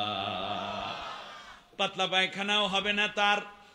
অপরদিকে জান্নাতি মানুষগুলো হবে, আল্লাহর নবীর হাদিস অনুযায়ী বোঝা যায় প্রত্যেক মানুষ হবে খুব এমন বয়সী যেটা তারুণ্য বোঝানো হয়, 17 থেকে 25 বয়সের মধ্যেই, সর্বোচ্চ 30 বয়সের মধ্যে মানুষগুলোকে দেখা যাবে চেহারার মধ্যে নূর চমকাতে থাকবে। উজুহু ইয়াউমাইযিন মুসফিরাতুন দাহিকাতুন মুস্তাবশিরা। সুবহানাল্লাহ। পূর্ণিমার চাঁদের মতো চেহারা হবে, একটা কালা মানুষ থাকবে না, সবার চেহারার মধ্যে নূর। সুবহানাল্লাহ বলেন। একটা বুড়ি মহিলা থাকবে না, সবাই যৌবনা, ষোড়শী, তন্নি, যুবতী। আল্লাহু আকবার। কেউ বার্ধক্য হবে না, বার্ধক্য তাদের স্পর্শ করবে না, স্বর্ণের খাট থাকবে। আল্লাহর রাসূল সাল্লাল্লাহু আলাইহি ওয়াসাল্লাম বলেছেন, জান্নাতের এই যে আপনাদের ঘরগুলো আছে, ঘরের মধ্যে যেই জানালা লাগাই, জানালার মধ্যে যেই শিকগুলো লাগায় না, শিক বুঝেন, মানে লোহা দিয়ে দিয়ে গ্রিল, এই যে লোহার শিক বলে আমাদের অঞ্চলে, এই যে এক একটা গ্রিলের এক একটা পার্ট, একটা মাত্র পার্ট এত দামি, পৃথিবীটাকে যদি 2 বার বিক্রি করে যে সম্পদ হবে, তার চেয়ে বেশি দামি জানলার একটা গ্রিলের দাম। তাহলে ওর দরজার দাম কত, ওর আলমিরার দাম কত, খাটের দাম কত, বালিশের দাম কত? আরে দুনিয়ার মানুষই তো মিয়া বালিশ একটা দাম ধরাই দিয়েছে 7.5 লাখ টাকা। 1300 টাকার বালিশ 7.5 লাখ টাকা বানাই ফেলেছে। তাহলে আমি যে কথাটা বলছিলাম, সেইখানে কান্নাহু লুলুইল মাকনুন, হুর গেলেমান গুলো সামনে ধরতে থাক, লা ইয়ামাসসিল্লাল আল্লাহ রাব্বুল আলামিন বলছেন, এর আগে এই ধরনের যারা হুর থাকবে তাদেরকে কেউ স্পর্শ করে নাই, যেন ঝিনুকের মধ্যে লুকানো মুক্তার মতো। তারা চিন্তাও করতে পারেন। নবী সাল্লাল্লাহু আলাইহি ওয়াসাল্লাম বলেছেন, জান্নাত পৃথিবীর মানুষ কোনোদিন এর আগে দেখে নাই, এমনকি মানুষের দেখার কল্পনায় আনতে পারে নাই, ওইটার নাম জান্নাত। জান্নাত কোনো অপরিচ্ছন্ন পরিবেশ না, খাওয়ার কোনো, বান্দা পেট ভরে খাবে, খাওয়ার পর একটা ঢেকুর দেবে, বাতাসে সব উড়ে যাবে, ভিটামিনটা শরীরের মধ্যে থেকে যাবে, পায়খানার দরকার নাই, প্রস্রাবের দরকার নাই। একে অন্যের সাথে হেলান দিয়ে গল্প করবে, কথা বলতে থাকবে। তার কারণ বান্দা দুনিয়ার মধ্যে যেই কথা বলা বন্ধ করে আল্লাহর সাথে বান্দা কথা বলেছে, আল্লাহর জিকির করেছে, কার সাথে কথা কইল? বান্দা নামাজ পড়েছে, কার সাথে কথা কইল? তাহাজ্জুদ পড়েছে, কার সাথে কথা কইল? বান্দা কোরআন তিলাওয়াত করেছে, কার সাথে কথা বলল? বান্দা পরস্পরে হকের দাওয়াত দিয়েছে, কার সাথে কথা হয়? অতএব এই দুনিয়ায় একজন মোমেন বান্দা বান্দি ছাত্র ছাত্রী সে যে পেশার হই না কেন, মানুষের সাথে ঘন্টার পর ঘন্টা মোবাইলে কথা বলার কোনো সুযোগ নাই। তার কারণে একজন বান্দা সবচেয়ে বেশি কথা বলবে কার সাথে? দুনিয়ার পরে আখিরাতে বান্দা জান্নাতের মধ্যে একে অন্যের সাথে কথা বলতে থাকবে। সুবহানাল্লাহ বলেন। জান্নাতীরা জান্নাতীদের সাথে কথা বলবে। আল্লাহর নবী বলেছেন, একটা ঘোড়া যদি 500 বছর পর্যন্ত দৌড়ায় বিরামহীন ভাবে, যদি দৌড়তে থাকে, এই জান্নাতের যে বড় বড় বৃক্ষগুলো আছে, একটা বৃক্ষের একটা গাছের ছায়া অতিক্রম করতে শেষ করতে পারবে না। জান্নাত সবুজ এবং সৌন্দর্য দিয়ে আল্লাহ রাব্বুল আলামিনের কুদরতি মাধুরী দিয়ে ঘেরা। এই জান্নাত যেন সাহাবীগণ চোখের সামনে দেখতে পেতেন, এই জন্য পৃথিবীটাকে তারা তুচ্ছ মনে করত, জান্নাতের দিকে ছুটে যেতেন। সুবহানাল্লাহ বলেন। দুনিয়াটা আসলে আমাদের কাছে অনেক বড়। আমাল হায়াতুদ দুনিয়া ইল্লা লাহুয়া ওয়া লাইব, এটা হচ্ছে একটা খেল তামাশার বিষয়। মাতাউল গুরুর, এটা হচ্ছে একটা খেল তামাশার এবং সংক্ষিপ্ত সময়ের জন্য দেওয়া একটা উপঢৌকন মাত্র। আমার বন্ধুগণ, আল্লাহ রাব্বুল আলামিন বলেন, শোনো, জান্নাতি মানুষ যদি হতে চাও তাহলে আবার কিছু কথা শোনো। ফাআম্মা মান তাগা ওয়া আথারাল হায়াতাদ দুনিয়া ফাইন্নাল জাহিমা হিয়াল মাওয়া ওয়া আম্মা মান খাফা মাকামা রাব্বিহি ওয়া নাহান নাফসা আনিল হাওয়া ফাইন্নাল জান্নাতা হিয়াল মাওয়া। আল্লাহু আকবার। এখানে আল্লাহ রাব্বুল আলামিন বললেন, জাহান্নামে যাবে তারা যারা পৃথিবীর বুকে আমি ইসলামের বিরোধিতা করেছে। আল্লাহু আকবার। যারা তাগুতি করেছে। কি করেছে? এই তাগুত মানে হচ্ছে ইসলামের বিরোধী শক্তি। আরবিতে তাদেরকে কি বলে? এই তাগুতের সবচেয়ে বড় উদাহরণ হচ্ছে ফিরআউন। আল্লাহ তাআলা বলছেন, ইযহাব ইলা ফিরআউন ইন্নাহু তাগা। ও মুসা, তুমি ফিরআউনের কাছে যাও, তার কারণ ফিরআউন তাগুত হয়ে গেছে। আমাদের রাসূল আগমন, শুভেচ্ছা আর স্বাগত, পুরো স্বাগত।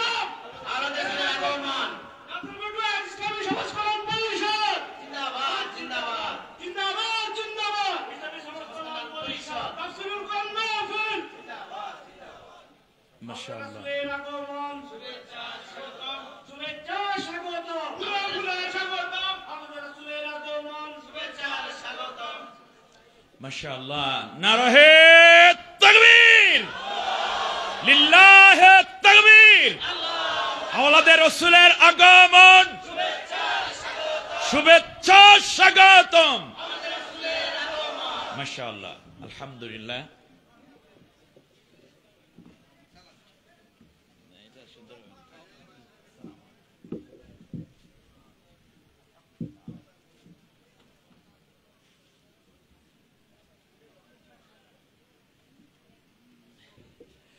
সম্মানিত ভাইয়েরা, আসলে এটা আমি আদব মনে আমার দিক থেকে করি না যে আমার মুরব্বী আসবেন।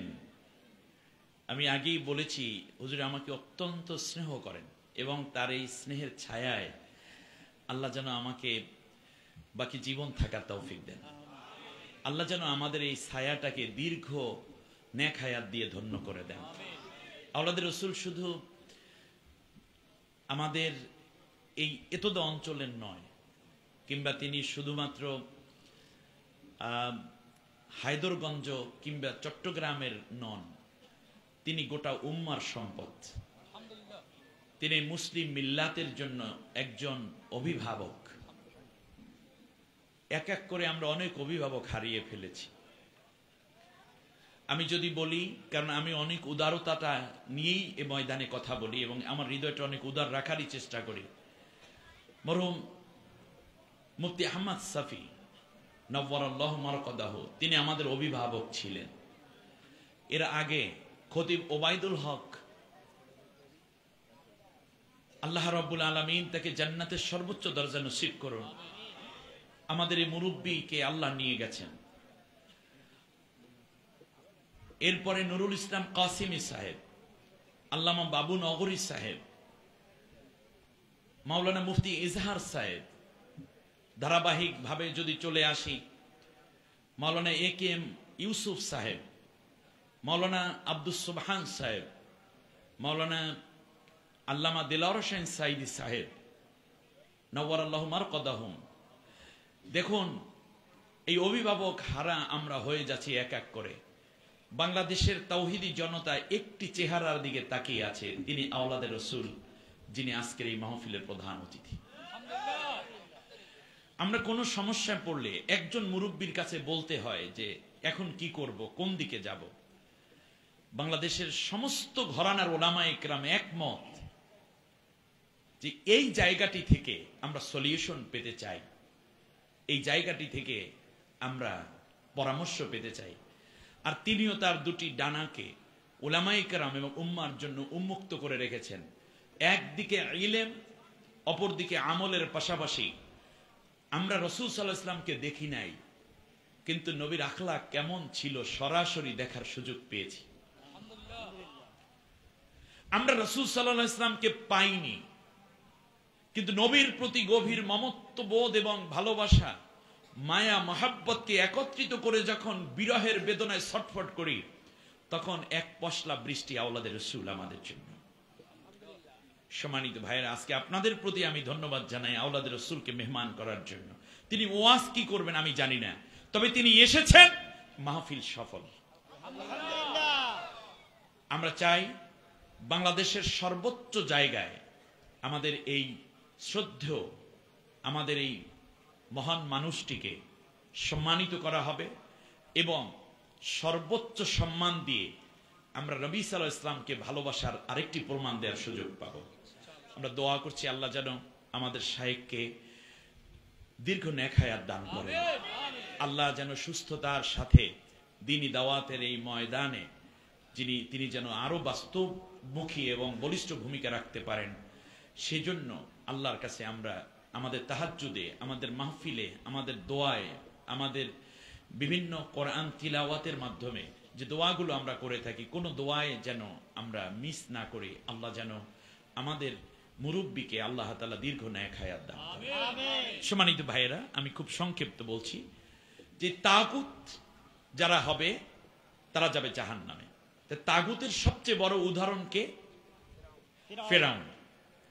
ফেরাউনকে আল্লাহ রাব্বুল আলামিন পৃথিবী থেকে বিদায় করে দিলেন, তার যত সেলাসেন্সে ছিল সব সহ, ঠিক না? আল্লাহ রাব্বুল আলামিন বলেন, ওয়াইদ আগরাকনা ফিরআউনা ওয়া আনতুম তানজুরুন, আমি তোমাদেরকে উদ্ধার করলাম আর ফেরাউনকে ডুবাইয়া মারলাম, তোমরা দেখতেছিলা লোহিত সাগরের তলদেশ। ফেরাউন শেষ পর্যন্ত ঈমানও এনেছিল। সে ঈমান আনতে গিয়ে দেখলো যে তার চারপাশে যারা ছিল সব তো শেষ। তার নাক দিয়ে, কান দিয়ে, মুখ দিয়ে যখন পানি ঢুকতেছিল লোহিত সাগরের ঢেউয়ে ঢেউয়ে, তখন সে বলতেছিল, আমানতু আন্নাহু লা ইলাহা ইল্লাল্লাযী আমানাত বিহি বানু ইসরাঈল, আমি ঈমান আনলাম। আমানতু অর্থ কি? আমি তিনি ছাড়া, আন্নাহু আমরা তো বলি লা ইলাহা ইল্লাল্লাহ, সে আরো এক ধাপ বাড়াই বলো আন্নাহু, মানে হরফে মুসাব্বাবিল ফিল, আপনার হরফে মুসাব্বাবিল ফিল করে নিশ্চিত করে বলছে যে আমি অবশ্যই ওই আল্লাহর উপর ঈমান আনছি। লা ইলাহা ইল্লাল্লাহ, তিনি ছাড়া কোনো ইলাহ নাই।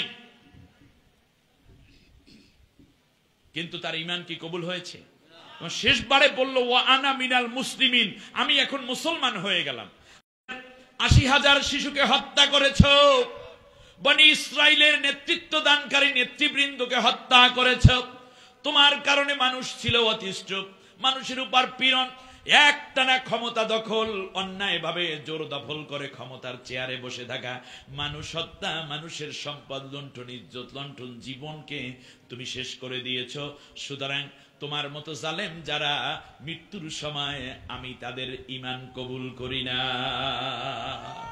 তাহলে বোঝা যায় পৃথিবীতে যারা স্বৈর শাসক, মৃত্যুর সময় তারা ঈমানদার বলে নিজেকে দাবি করলেও আল্লাহ তাদের ঈমান কবুল করেন না। তো মনে রেখো, তোমার মতো স্বৈর শাসক পৃথিবীতে আসবে, সে লেডি ফেরাউন হোক কিংবা জেন্টস ফেরাউন হোক, ঠিক কিনা বলেন? এবং তার দোসররাও থাকবে। আমি আল্লাহ রাব্বুল আলামিনের উপর পীড়ন চালায়, আর ওই দলের লোকদেরকে যারা সমর্থন করবে, ওই লেডি ফেরাউন কিংবা জেন্টস ফেরাউনকে যারা সমর্থন দেবে, তাদের পরিণতি কেমন হয় সেটা উদাহরণ দেওয়ার জন্য তোমার লাশকে আমি বানাইয়া রাখলাম। অতএব মনে রাখতে হবে, যারা পৃথিবীর বুকে স্বৈর শাসক তাগুত করবে, আমার হাত থেকে কেউ তারে ছিনাইয়া নিতে পারবে না। তাগুত মানে হলো আল্লাহর হুকুমের বিরুদ্ধে আইন পাশ করে যারা। এবার খেয়াল করুন, আমাদের দেশে কি আল্লাহর হুকুম কায়েম আছে? আল্লাহ বিরোধী আইন আছে না নাই?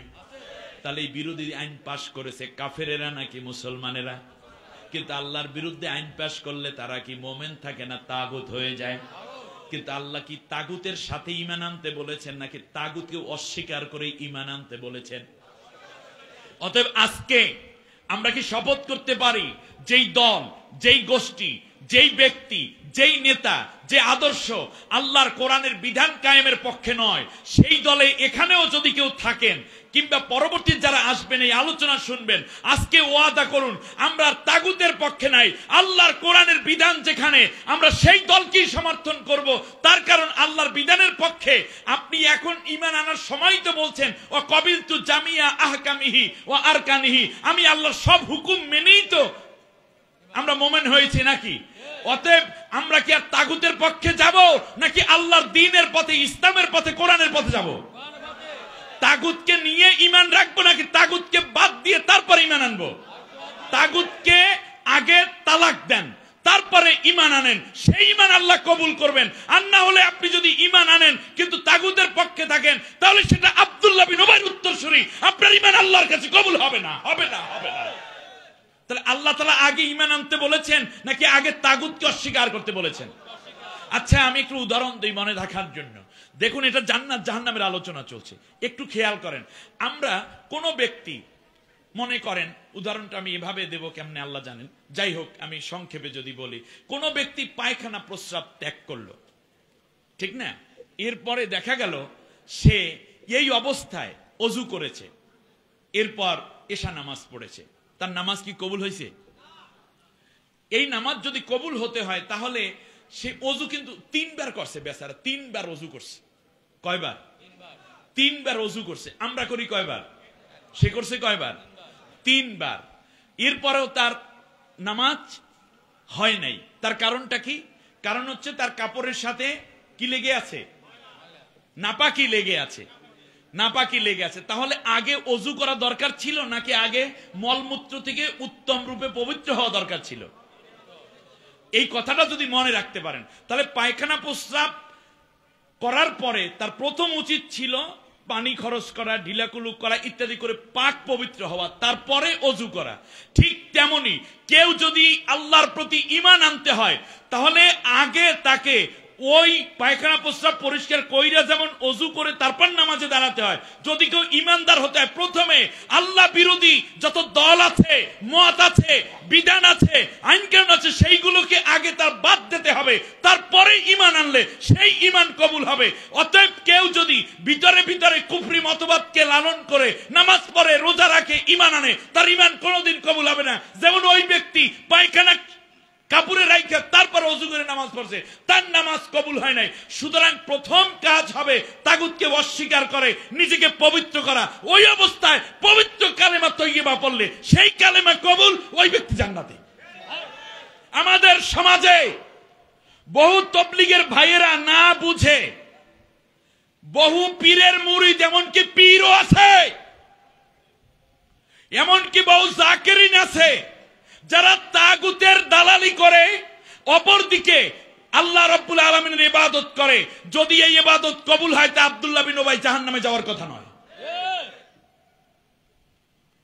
মনে রাখতে হবে, আল্লাহ তাআলা এই জন্য বলছেন, অনেক মানুষেরা ইয়াজুন্নুন আন্নাহুম মুমিনুন, তারা মনে করে আমরা ঈমানদার, আর যখন রাষ্ট্রীয় বিধানে আসে তারা তখন ইয়াহকামু ইলা তাগুত, তখন তারা তাগুতের কাছে চলে যায়। তাগুতরা রাষ্ট্র চালাক, তাগুতরা সংবিধান দেয়, তাগুতরা আইন করুক। যাদের ভিতরে ইসলামী আদর্শ এবং ইসলাম প্রতিষ্ঠার চিন্তা নাই, আল্লাহর বিধানকে বাদ দিয়ে মানব রচিত মতবাদ প্রতিষ্ঠা করতে চায়, এদের পক্ষে কথা বলে, আর তারা অপরদিকে আমি আল্লাহ তাআলারও ইবাদত করে, তাদের ঈমান কোনোদিন আমি আল্লাহ কবুল করব না। এরপর আল্লাহ তাআলা বলছেন, যে ব্যক্তি এইভাবে তাগুতকে অস্বীকার করে ঈমান আনবে, তাগুতকে যারা গ্রহণ করবে এবং দুনিয়ার জীবনকে প্রাধান্য দেবে, তারা যাবে জাহান্নামে। আর যারা ওয়া আম্মা মান খাফা মাকামা রাব্বিহি, আর যারা ভয় করে আল্লাহর সামনে আমার একদিন দাঁড়াতে হবে। সুবহানাল্লাহ, আমরা কি দাঁড়াবো না আল্লাহর সামনে? আরে কেমনে আল্লাহরে মুখ দেখাবো রে, এত গুনাহ করে ফেললাম। আজকে কমপক্ষে একটা শপথ নিতে হবে, আল্লাহ তুমি আমার মাবুদ, আমি তোমার গোলাম, তুমি আমাকে সৃষ্টি করেছ, আমি তোমার গোলাম হিসাবে এই পৃথিবীতে এই মাথা তোমার কাছে সিজদা দিয়েছি, পৃথিবীর কোন শক্তি কিংবা অপশক্তির কাছে আর মাথা নত হবে না। আল্লাহ রাব্বুল আলামিন বললেন, শোনো, আম্মা মান খাফা মাকামা রাব্বিহি ওয়া নাহান নাফসা আনিল হাওয়া ফাইন্নাল জান্নাতা হিয়াল মাওয়া। যারা আমি আল্লাহ রাব্বুল আলামিনের প্রতি বিশ্বাস করবে, আমি আল্লাহর সামনে একদিন দাঁড়াতে হবে, এই ভীতির নীতি অবলম্বন করবে, আর যারা নিজের নফসকে গুনাহ থেকে ফিরাইয়া রাখবে, এই মানুষগুলো হলো জান্নাতি মানুষ। সুবহানাল্লাহ। আল্লাহ রাব্বুল আলামিন আবার বলছেন, শোনো, ইন্নাল্লাযীনা আমানু ওয়া আমিলুস সালিহাতি কানাত লাহুম জান্নাতুল ফিরদাউসি নুজুলা খালিদিনা ফিহা লা ইয়াবগুনা আনহা হিওয়ালা। সুবহানাল্লাহ। সূরা কাহাফের 107 নম্বর আয়াতে আল্লাহ তাআলা বলছেন, যারা নেক কাজ করবে, যারা ঈমান আনবে, সাথে সাথে নেক আমল করবে, এই মানুষগুলো সব জান্নাতে যাবে। বলুন মারহাবা। তাহলে বলুন, এক নম্বরে কি করতে হবে? ঈমান আনতে হবে। আমরা কি ঈমান এনেছি? কার উপরে? আল্লাহ তাআলার উপরে। আল্লাহ রাব্বুল আলামিনের উপরে ঈমানের অর্থটা বোঝেন নাকি? আল্লাহর উপরে ঈমান মানে যেই কথা বলে আমরা ঈমান এনেছি, সেই কথাটা আরেকবার পড়ি, লা ইলাহা ইল্লাল্লাহু মুহাম্মাদুর রাসূলুল্লাহ। লা ইলাহা ইল্লাল্লাহ অর্থ কি বলেন দেখি? আল্লাহ ছাড়া কোনো মাবুদ নাই। তো কালেমা তো হতো লা মা'বুদা ইল্লাল্লাহ। লা ইলাহা ইল্লাল্লাহ আমি সংক্ষেপে বলি, আল্লাহ তাআলার যে 99টা সিফাতি নাম আছে, আল্লাহর নাম খালিক, আল্লাহর নাম মালিক, আল্লাহর নাম রাজ্জাক, আল্লাহর নাম গনি, আল্লাহর নাম কহার, আল্লাহর নাম রহমান, আল্লাহর নাম রহিম, এই যে যতগুলো নাম আল্লাহর আছে, সব নামগুলোকে একটা শব্দের মধ্যে যদি প্রকাশ করতে হয়, সেই শব্দটার নাম হচ্ছে ইলাহ। সেই শব্দটার নাম কি? মানে লা ইলাহা ইল্লাল্লাহ মানে হচ্ছে একমাত্র আমি কোন ইলা কাউকে মানি না, কেবল আল্লাহকে ইলা মানি। অর্থাৎ লা ইলাহা ইল্লাল্লাহ মানে লা মা'বুদা ইল্লাল্লাহ, লা খালিকা ইল্লাল্লাহ, লা রাজ্জাকা ইল্লাল্লাহ, রহিমা ইল্লাল্লাহ, লা রহমানু ইল্লাল্লাহ। অর্থাৎ আল্লাহ ছাড়া আমার আর কেউ নেই, আমি কেবল আল্লাহ তাআলাকেই মানি। লা ইলাহা ইল্লাল্লাহ। এখন দ্বিতীয় কথাটা কি? মুহাম্মাদুর। আবার একটু ফেরাউনের কাছে যাই, দেখি তো ওখানে কি আছে। ফেরাউন কিন্তু লা ইলাহা ইল্লাল্লাহ বলে ফেলাইছে, কিন্তু ওই সময়ের নবী যে, সেই নবীর কথা পাঠ না করলে কি কালেমা পুরা হয়? খেয়াল করেন নাই মনে হয়? ফেরাউন কি একবারও বলছে মুসা কালিমুল্লাহ? কেন বলে নাই? কারণ ফেরাউন জানে যে আমি তো মরে যাচ্ছি, যদি বাইচা যাই লা ইলাহা ইল্লাল্লাহ পর্যন্ত থাকলে আল্লাহর কায়দা কানুন করে বুঝান যাবে, আল্লাহর নাম ভাঙাই খাওয়া যাবে। এখন ফেরাউন মাঝখান থেকে নিজের জীবনের তাড়নায় সে বলা শুরু করলো, আমি যদি বলি লা ইলাহা ইল্লাল্লাহ মুসা কালিমুল্লাহ, তাহলে সে কাকে রসুল বলে স্বীকার করে নিল? মুসাকে। তাহলে ফেরাউন হয়ে যায় মুসার কি? সাহাবী। জোরে বলেন কি হয়? সাহাবী। তাহলে জাতে মাতাল তালে ঠিক, নাম হইছে আওয়ামী লীগ। খেয়াল করেন আপনি, লা ইলাহা ইল্লাল্লাহ বলার পরে সে চিন্তা করতেছে, আমি যদি মুসা কালিমুল্লাহ বলে ফেলি, তাহলে আমি হয়ে যাব মুসার কি? সাহাবী। যেমন আবু বকর রাদিয়াল্লাহু তাআলা আনহু ইসলাম গ্রহণ করার পরে নবীর কি হয়ে গেলেন? ওমর কি হয়ে গেলেন? উসমান কি হয়ে গেলেন? ঠিক তেমনি সাহাবী। এখন নবীর উপস্থিতিতে, রসুলের উপস্থিতিতে বলেন তো দেখি, নামাজের ইমামতি করবে কি সাহাবী না নবী? আগে হাঁটবে কে সাহাবী না নবী? আগে খাওয়া শুরু করবে কে সাহাবী না নবী? কথা বক্তব্য বড়টা দেবেন কে সাহাবী না নবী? রাষ্ট্র পরিচালনার চেয়ারে বসবে কে সাহাবী না নবী? নবীর উপস্থিতিতে রাষ্ট্রপ্রধান কে হবে? এই জন্য ফেরাউন দেখতে চাচ্ছে যে আমি হয়ে যাব তাহলে মুসার সাহাবী, যদি সাহাবী হয়ে যায় তাহলে রাষ্ট্রের মাতব্বরি তো মুসার কাছে চলে যায়। সুতরাং আমার আইন বিভাগও চললো না, অপরদিকে সব আসবে আল্লাহর পক্ষ থেকে, আর নেতৃত্ব দিতে হবে মুসার হাতে উঠাইয়া, আমি থাকবো তার সাহাবী হইয়া, সে আমাকে যা বলবে আমি তাই শুনবো। এই জন্য লা ইলাহা ইল্লাল্লাহ পর্যন্ত যায়, মুসা কালিমুল্লাহ বলে না। আল্লাহ রাব্বুল আলামিন বললেন শুধু আমাকে মানো, কিন্তু নবীর আদর্শ মানো না। নবীকে তুমি মেনে নিতে পারো নাই, সুতরাং তুমি আমার বান্দা হও নাই, তোমার কালেমা গ্রহণযোগ্য হয় নাই। অতএব আমার দেশেও কেউ যদি চিন্তা করে যে আল্লাহর ইবাদত করব আর নবীর আদর্শ ভিত্তিক দেশ চলুক, এটা চাই না। আমরা নিজেরা বড় হুজুর হব, কিন্তু নবীর সিলসিলায় যারা আমার দেশে দাওয়াতি কাজ করে তাদের সিলসিলা, তাদের প্রতি মহব্বত রাখবো না, আপনার কালেমা ভেজাল্লা। সম্মানিত ভাইরা, আমি খুব শেষ দিকে চলে আসতেছি। সেটা হচ্ছে, তাহলে আমরা ন্যাক কাজ করব, তাগুতকে অস্বীকার করব। বুঝে আসছে কিনা? তাহলে আমরা জান্নাতে যাব। আল্লাহ রাব্বুল আলামিন আবার বলছেন যারা ঈমান আনবে, হিজরত করবে, জিহাদ ফি সাবিলিল্লাহ করবে, তারা জান্নাতি। সুবহানাল্লাহ বলেন। আল্লাযীনা আমানু ওয়া হাজারু ওয়া জাহাদু ফি সাবিলিল্লাহি বিআমওয়ালিহিম ওয়া আনফুসিহিম আ'যামু দারাজাতান ইনদাল্লাহ উলাইকা হুমুল ফাইজুন। সুবহানাল্লাহ। আল্লাহ রাব্বুল আলামিন বলেন যারা আমার প্রতি ঈমান আনবে, ও হাজারু যারা হিজরত করবে, ও জাহাদু ফি সাবিলিল্লাহ আমার দ্বীন প্রতিষ্ঠার জন্য জিহাদ করবে। সুবহানাল্লাহ। আল্লাহ তাআলা বলেন তাদের জন্য কোনো চিন্তা নাই, তারা জান্নাতি। সুবহানাল্লাহ, সুবহানাল্লাহ। আল্লাহ তাআলা বলছেন হাল আদুল্লুকুম আলা তিজারাতিন তুনজিকুম মিন আযাবিন আলিম। ওই যে জাহান্নাম থেকে বাঁচতে চাও, ওই জাহান্নাম থেকে কঠিন শাস্তি থেকে বাঁচবে, এই রকম শিক্ষা কোন পদ্ধতি, ব্যবসা কি আমি তোমাদেরকে শিখাই দেব? তাহলে তুমিনুনা বিল্লাহি ওয়া রাসূলিহি ওয়া তুজাহিদুনা ফি সাবিলিল্লাহি বিআমওয়ালিকুম ওয়া আনফুসিকুম। তাহলে মনে রাখবা, তোমরা এক নম্বরে আমার উপর ঈমান আনবা, নবীর উপরে তোমরা বিশ্বাস রাখবে এবং জান মাল দিয়ে আমার পথে জিহাদ করবে। ফলে আমি আল্লাহ রাব্বুল আলামিন তোমাদেরকে জান্নাত দেব, যার তলদেশ দিয়ে ঝর্ণা ধারা প্রবাহমান। সুবহানাল্লাহ বলেন। অতএব বন্ধুগণ, আসুন না আমরা জান্নাতে যাওয়ার জন্য অনেকগুলো রাস্তা, যেটা জান্নাতে যাওয়ার জন্য, আমার দিকে তাকান, জান্নাতে যাওয়ার জন্য অনেক রাস্তা না, জান্নাতে যাওয়ার জন্য রাস্তা একটা। সেই রাস্তার নাম কি? কোরআন। কোরআনের মধ্যেই ইসলাম, কোরআনের মধ্যেই নবী, কোরআনের মধ্যেই ঈমান, কোরআনের মধ্যেই নেক কাজ।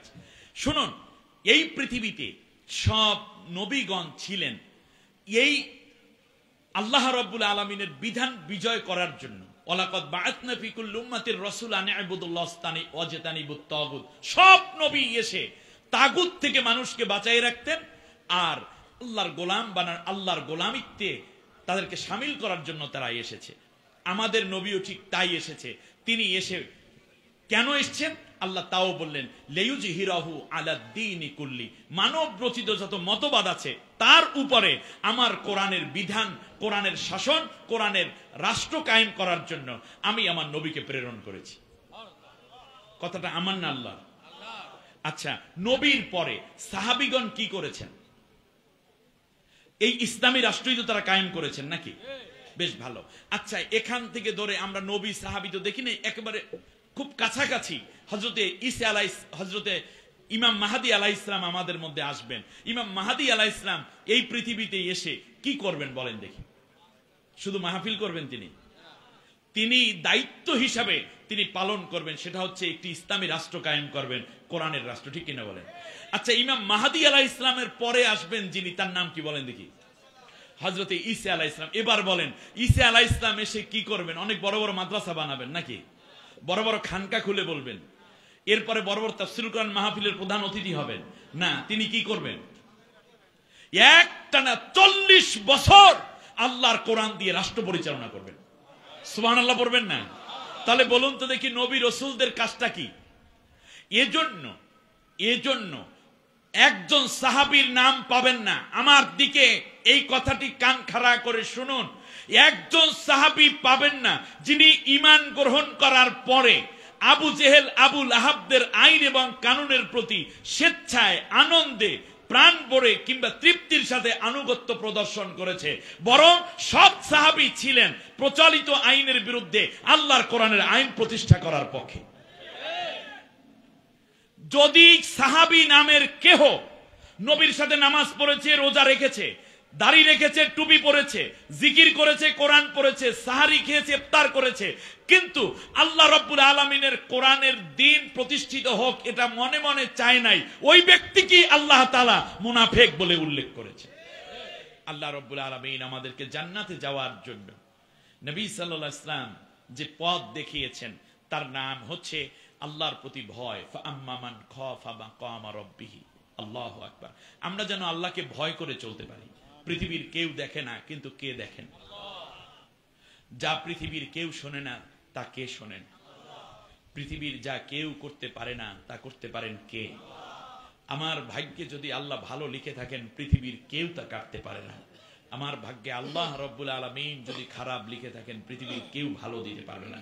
অতএব সবকিছু মিলিয়ে আমরা আল্লাহকে ভয় করব এবং নেক কাজে আত্মনিয়োগ করব। আল্লাহ নবী সাল্লাল্লাহু আলাইহি ওয়াসাল্লাম সবচেয়ে বড় নেক কাজ রাষ্ট্র পরিচালনা বিধায়ী 10 বছর একটানা মদিনায় রাষ্ট্র চালিয়েছেন। মক্কায় রাষ্ট্র প্রতিষ্ঠা করতে পারেন। তার কারণ আপনি দেখেন আজকে আওলাদের রাসূল ওয়াজ করবেন, আমরা ওয়াজ করতেছি বছরের পর বছর, পীরেরা করতেছেন, তবলিগা করতেছেন, নামাজের ওয়াজ। বলেন তো দেখি নামাজ বাংলাদেশে কি বেশি হয়েছে নাকি বেনামাজির সংখ্যা দিন দিন বাড়তেছে? পর্দার ওয়াজ আমরা করেছি, পর্দা বেশি হয়েছে নাকি বেপর্দা বাড়তেছে? মাদকের বিরুদ্ধে আমরা ওয়াজ করতেছি জনমের মতো, পীরেরা করতেছেন, আওলাদের রাসূল করতেছেন, জামালউদ্দিন করতেছেন, খতিবরা করতেছেন, কি মাদক দিন দিন কমতেছে না বাড়তেছে? অন্যায় দিন দিন কমতেছে নাকি বাড়তেছে? বেহায়া বেপর্দা কমতেছে নাকি বাড়তেছে? তাহলে দেখেন সবই তো বাড়তেছে, মিথ্যা মামলা হামলা গুন্ডামি পান্ডামি সবই তো বাড়তেছে। তাহলে এটা কমানোর উপায় কি? কমানোর উপায় একটাই, রাষ্ট্রটা ইসলামী হওয়া। আল্লাহর নবী কোরআন দিয়ে যে দেশ চালাইছেন সেই দেশে কি এইরকম মদ গাঞ্জা ছিল? সেই দেশে কি এত অন্যায় বিন্যায় ছিল?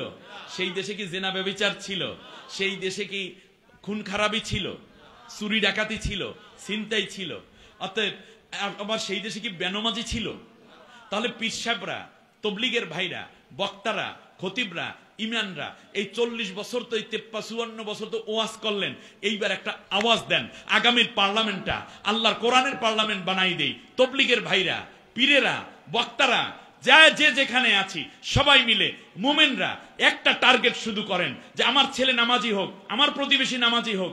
যদি চান তাহলে একটা মাত্র সুযোগ দেন। আল্লাহ তাআলা বলছেন আল্লাযীনা ইম্মাক্কান্নাহুম ফিল আরদি আকামুস সালাতা, যদি তারা রাষ্ট্র ক্ষমতায় যায় কোরআনের আইন যারা কায়েম করবে, প্রথম কাজই হবে স্কুলে, কলেজে, ইউনিভার্সিটিতে, অফিসে, আদালতে, এরপরে ক্যান্টনমেন্টে কিংবা সেক্রেটারিয়েটে, সব জায়গায় নামাজের ওয়াক্ত হবে, সবাই নামাজ পড়বে। তবলিগওয়ালা ভাই, আপনার এত মেহনতের খুব দরকার হবে না, রাষ্ট্র দায়িত্ব নেবে নামাজের। আর ওই নামাজ তারা পড়ে নাই, এখন থেকে যারা নামাজ শুরু করলো রাষ্ট্র ইসলামী হওয়ার কারণে, সমান সওয়াব আল্লাহ তাআলা আপনার আমল নামায়, তাতে কোটি কোটি নামাজির সওয়াব প্রতি ওয়াক্তে আপনার আমল নামায় আসবে যদি ইসলামী রাষ্ট্র কায়েম করা হয়।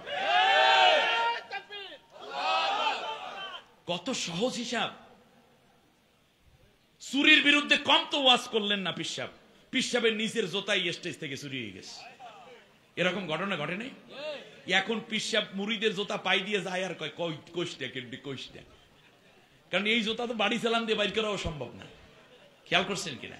অতএব বোঝা যায় যে এই যে একটা দুরবস্থার মধ্যে আমরা আছি, আমাদের তো সব দেখা হইল, শুধু একটা জিনিসই বাকি আছে, একটি ইসলামী রাষ্ট্র দেখা বাকি আছে। আল্লাহ নবী রাষ্ট্র চালাইছিলেন, এটা কি নবীওয়ালা কাজের মধ্যের কাজ না বাইরের কাজ? তাহলে বোঝা যায় আল্লাহর কোরআন দিয়ে দেশ চালানো এটা নবীওয়ালা কাজ। আল্লাহ রাসূল সাল্লাল্লাহু আলাইহি ওয়াসাল্লাম দেশ চালাইছিলেন গুনার নিয়তে না সওয়াবের নিয়তে? তাহলে আবু বকর রাদিয়াল্লাহু তাআলা আনহু তখন নবীকে সাহায্য করেছেন গুনার নিয়তে না সওয়াবের নিয়তে?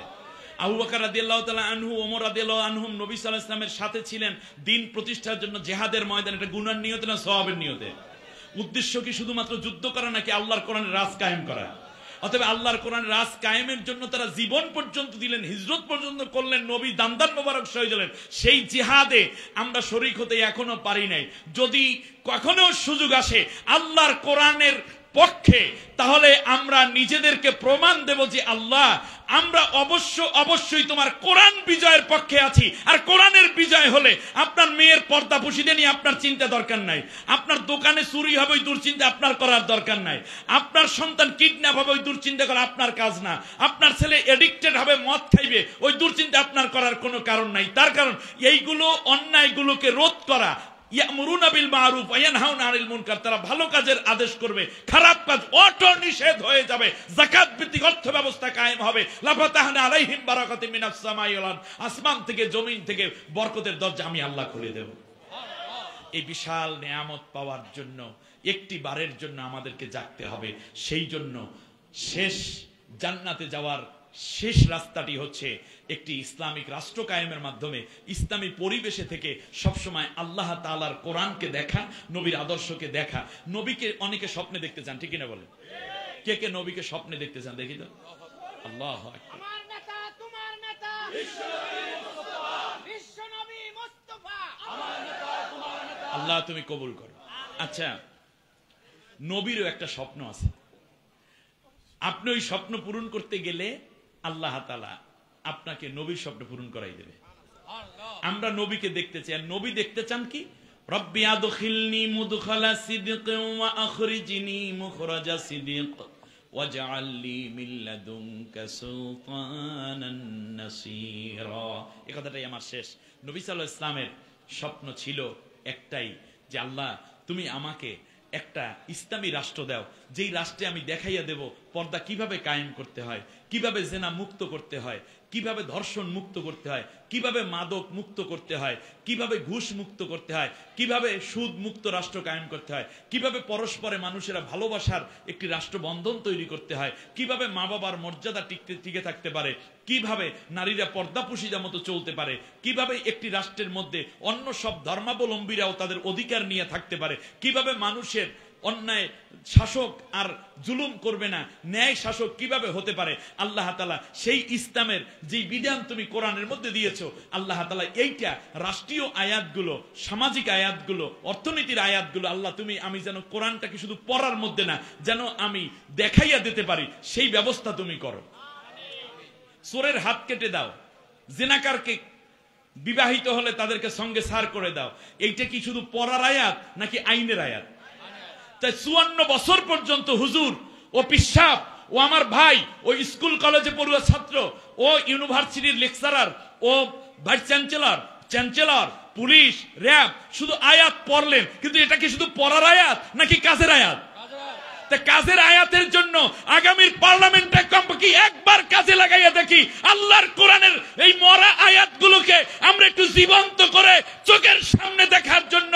ভারত থেকে হিন্দু আনবেন না, আমেরিকা থেকে খ্রিস্টান আসবে না, চায়না থেকে বৌদ্ধ আসবে না, বিশ্বের দ্বিতীয় বৃহত্তম মুসলিম রাষ্ট্র ইসলামী আইনি দেখতে চায়। অতএব আগামীর পার্লামেন্ট হবে আল্লাহর কোরআনের পার্লামেন্ট। যারা যারা এই কোরআনের পার্লামেন্ট চান তারা দুইটা হাত উঁচু করুন।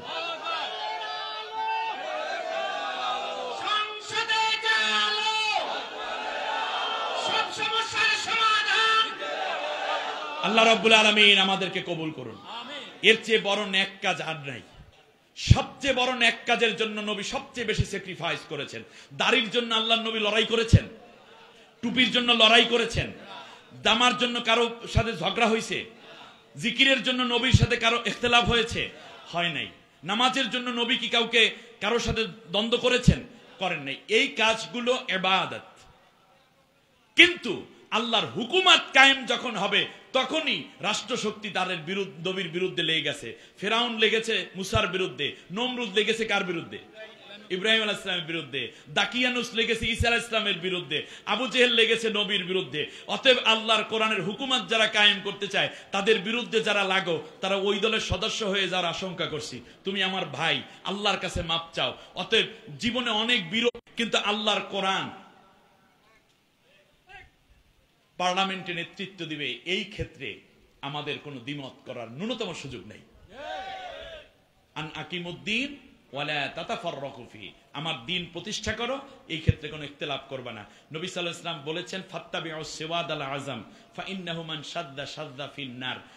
রাষ্ট্রের মধ্যে যেই বড় দলটি দিয়ে আগেই ইসলাম কায়েম সম্ভব, সেই দলটাকে সবাই অনুসরণ করো। মনে রাখবা, যদি এই রকম সুযোগ থাকার পর বড় দলকে সমর্থন না দিয়ে তোমরা যদি আবার ইখতিলাফ করো, ফেসবুকে উল্টাপাল্টা লেখো, মিছিল করো, মিটিং করো, আবার যদি তাগুতের পক্ষ নাও, আমার আল্লাহর কোরআনের রাজ কায়েমে যদি তুমি বাধার কারণ হয়, তাহলে তুমি জাহান্নামে যাবে। ফাইন্নাহু মান শাদ্দা শাযযা ফিন নার। অতএব বিশাল সুযোগ আমরা হাতছাড়া করব না, কাজে লাগাবো। কুমিল্লার ভাইরা অনেক জ্ঞানী, আল্লাহ রাব্বুল আলামিন আমাদের সবাইকে কবুল করুন, এবং আমরা যেন শুধুমাত্র কোরআন পড়া এবং এটাকে যেন শুধুমাত্র একটি পাঠ্য বইয়ের মধ্যে না এনে যে আয়াতগুলো হুকুমাতের মধ্যে আছে সেগুলো যেন আমরা চোখে দেখতে পারি। আল্লাহ আমাদের সেই তৌফিক দান করুন, আমিন। সুবহানাকাল্লাহুম্মা ওয়া বিহামদিকা আশহাদু আল্লা ইলাহা ইল্লা আনতা আস্তাগফিরুকা ওয়া আতুবু ইলাইক। আসসালামু আলাইকুম ওয়া রাহমাতুল্লাহি ওয়া বারাকাতুহু। সম্মানিত উপস্থিতি, আপনারা কি চান এভাবে আমরা প্রতি বছর তাফসীরুল কোরআন মাহফিলে এই মেহমানদেরকে চাই? দুই হাত তুলে দেখান। আপনারা কি চান কোরআনের পার্লামেন্ট? হে আকাশের মালিক, আমাদের এই বাংলাদেশের জন্য একটা কোরআনের পার্লামেন্ট দাও। আমাদের কোরআনের পাখিগুলোকে দীর্ঘ হায়াত দাও। আমাদের কোরআনের পাখিগুলোর আলোচনার বৈঠকে হামলা হওয়ার থেকে আমাদের রক্ষা করো, আমিন।